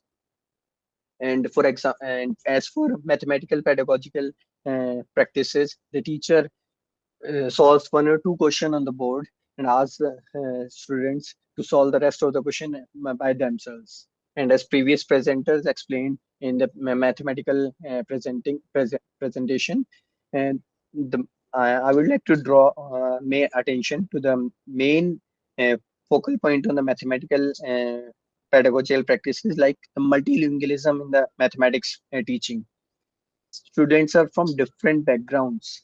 uh, मतलब हर student को mathematical operations या फिर जो भी formulas हैं या फिर जो भी उसमें चीजें हैं समझने में मल्टीलिंगुअल बैकग्राउंड से बहुत परेशानी हो सकती है, जैसे फॉर्मूलाज हो गए, थ्योरम्स हो गई, डेफिनेशंस हो गई, सिंबल्स हो गए, मैथमेटिकल सिंबल्स हो गए.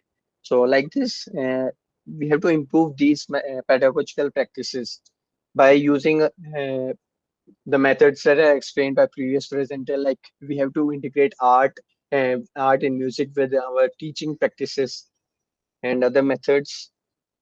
So our suggestions for pedagogical practices are focused on students' own stories.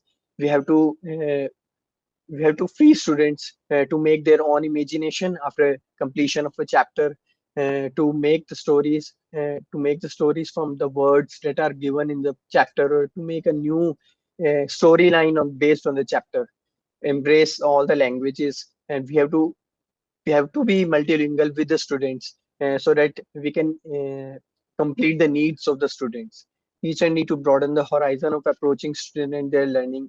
We have to take care of every student. Like, if one the case study example given by my colleague Dipali, we have to take care of special student with extra care, and use diversity as a tool to embrace the perspectives, stories, and varied experiences. Flexibility in curriculum and syllabus, revamp and reorganize teacher education, incorporating certain aspects of special education into mainstream education. And we would like to conclude with the quote, like, for example, a tree needs stronger roots and a trunk to stand a hurricane, which can blow the tree if it stands in its way. And a high-rise building needs steel rods and concrete to stand the tremors of earthquake and floods. So children needs a proper literary and numerical uh, pedagogical practices, and sorry, mm, to build a strong further educational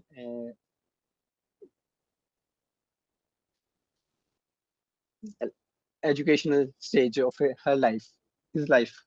Thank you. That's all from us. Thank you. Thank you so much, Faz sir. Now I'd like to invite Himanshi Sen. Thank you, ma'am. Am I audible now? Yeah, you are audible. Please proceed. Okay, ma'am.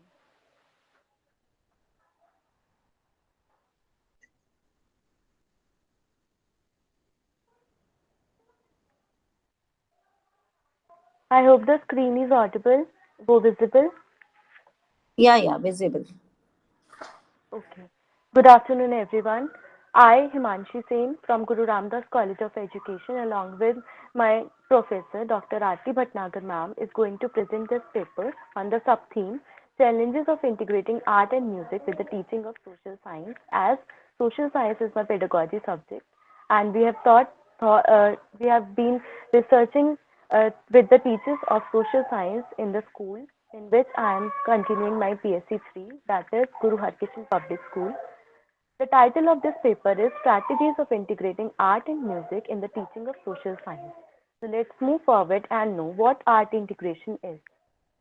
Art integration is a way of teaching that connects classroom curriculum with art learning. It is an approach to teaching and learning through which content standards are taught and assessed equitably in the arts.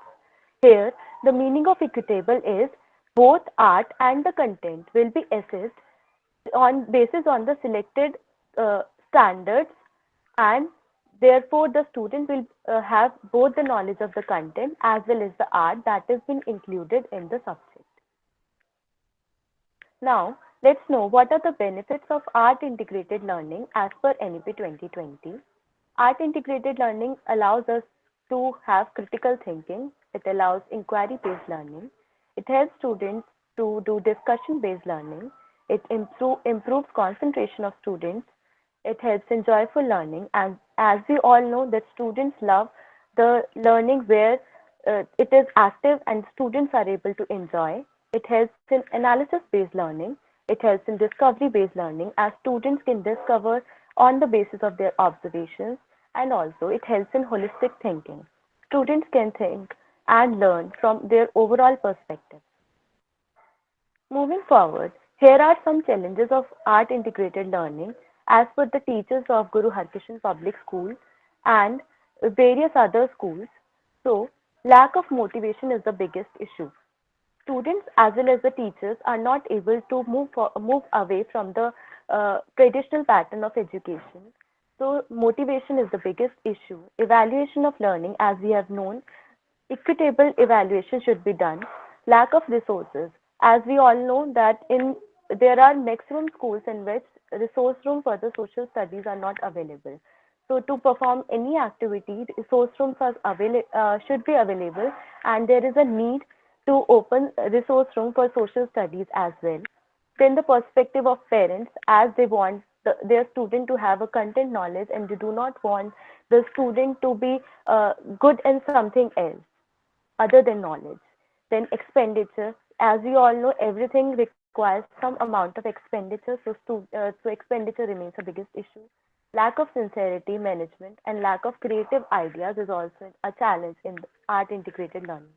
So as we know, there are many challenges and there are solutions too. But how can we integrate art in various subjects? So here are some strategies through which we can integrate art. I have been researching about the strategies and I got to know these from the Western perspective of education. And after going through these, I got to know that these are being followed from the traditional pattern of Indian education also. We just need to focus more on these strategies. To integrate visual arts, the first strategy is eye notice.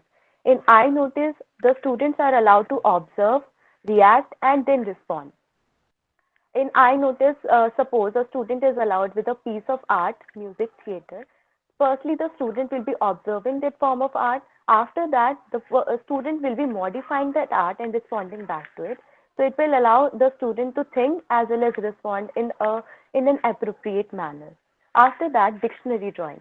Dictionary drawing helps the student it can help the student to learn defines. As in geography, there are many terms, for example, latitude, altitude, longitude. If a student will be learning those terms with the help of dictionary drawing, the student will be able to connect the themes as well as the concept more with it. Then let's come to badge craft. While researching, I found badge craft to be the most appropriate and interesting method. In badge craft, a classroom is divided into various stations. Students are given with some equipment. For example, if you are teaching a topic of Great Depression, uh, on one station you can have a news article from that period. On another you can have a picture of any migrated mother. On another you can have equipments to draw the border, and on the last one you can have the colors. So the group of students will be going to the each station, picking up the materials that is available, and will be making something new. So here, this strategy is enjoyable as well as it will include more and more number of students because everyone is taking part in the art. Now, Let's talk about music integration in society during my PhD 3, and I have prepared a poem on the chapter Nazism and the Rise of Hitler. And when I started reciting this poem in the classroom, the students were very excited to learn it. And rhythmic poem, so that they engage the students as well as make the class active, so that students can grasp the knowledge through music. Then song compositions can also be used in history to learn important dates and names. Music notes can be used so that a word can be connected with a music note, and student will be able to identify those music notes which are assessed with that particular word.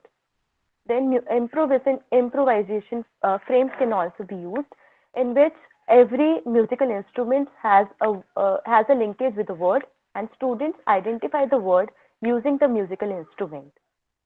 Moving forward, the last, that is integrating drama. Drama can be integrated in social studies, as in social studies we have various reformers, we have various institutions, and to present that the working of those institutions, role dramas, human timelines, as well as character monologues can be used by the teachers to make students make the learning interactive and allow students to be more productive and to be more attentive in the classroom. So here I end with the quote that there are many solutions to the problem, but the problem starts where we have the solution but we do not want to work. So thank you so much. With this I end the presentation.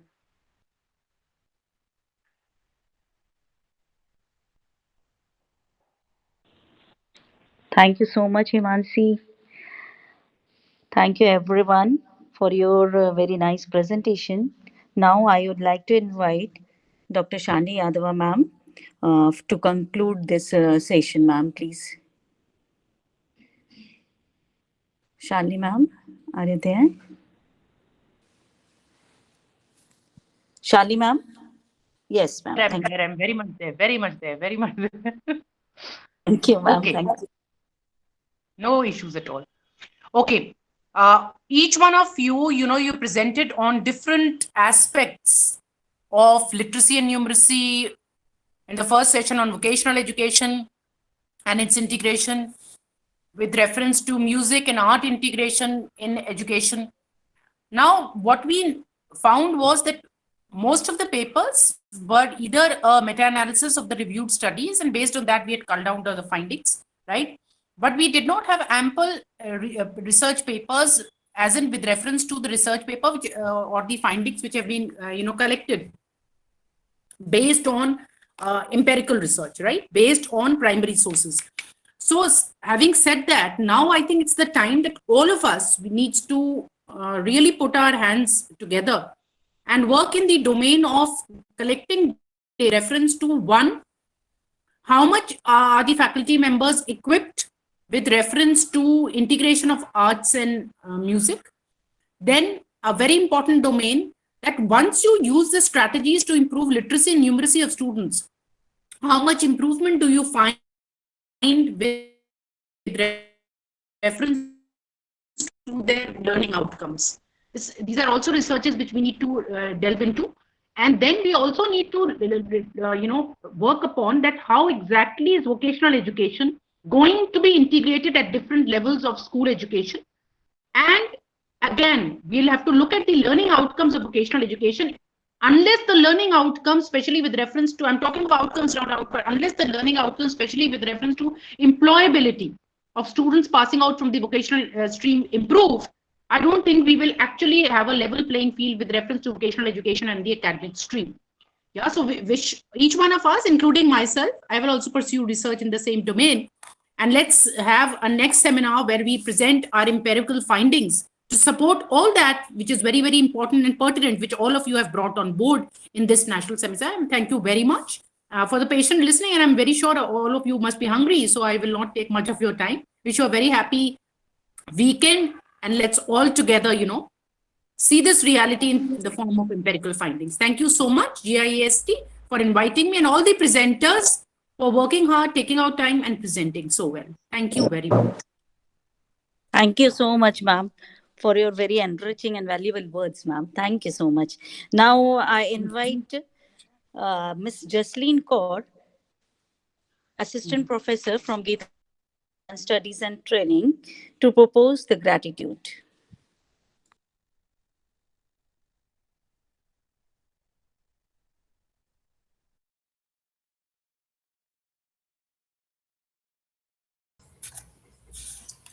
Very refreshing and enlightened afternoon to everyone. Every new beginning comes from some other beginning's end. I, Jasleen Kaur, Assistant Professor, Geeta Ratan Institute of Advanced Studies and Training, on behalf of entire Geeta Ratan family, feel privileged to propose a formal vote of thanks to all who help us in making this national seminar on the theme National Education Policy 2020, the challenges ahead, a successful ones. I express my sincere gratitude to Dr. S.K. Bhatia sir for the keynote address and sparing valuable time for us. Thank you so much, sir, for explaining the need of vocationalization and holistic education in such a comprehensive manner. I would like to thank the distinguished person, Professor Jyoti Sharma ma'am. Thank you, ma'am, for your valuable and inspirational presence. Your views on today's theme was really informative and enlightening. I would like to extend my special thanks to Honorable Dr. Shalini Yadava ma'am. Thank you, ma'am, for sharing your enriching and motivating experience with all of us. The way you explained how simple things like setting up kitchen fairs, etc., to enhance literacy and numeracy amongst pupils was really eye-awakening for all of us. Listening to you was really a treat, ma'am. I feel an incredible sense of gratefulness to our resource persons for sharing with us some of the finest knowledge and techniques. All the participants of this meeting are truly inspired. Next, I would like to render our humble thanks to our root, Professor Sonia Jindal ma'am, Principal of Geeta Rantan Institute of Advanced Studies and Training, who has given us a very strong and continuous support for this national seminar. Now, coming to our sincere gratitude to all the presenters for sharing informative and engrossing the audience with the intent of this national seminar. I also extend my sincere thanks to all the participants and audience for their productive support. Finally, special thanks to the entire team of Geeta Ratan family for the great success of this national seminar. Thank you all once again for dignifying this event with your presence and opinion. I would like to conclude the event by stating that this is not really the end, but the beginning. As we live and grow with the knowledge that we gain today, we hope to have similar enlightening events in the future with the continued support of everyone who was a part of this national seminar. Now, I request all of you to please share your valuable feedback with the provided link. Link is already shared in the chat box with you all. Thank you so much, everyone. Have a nice day ahead.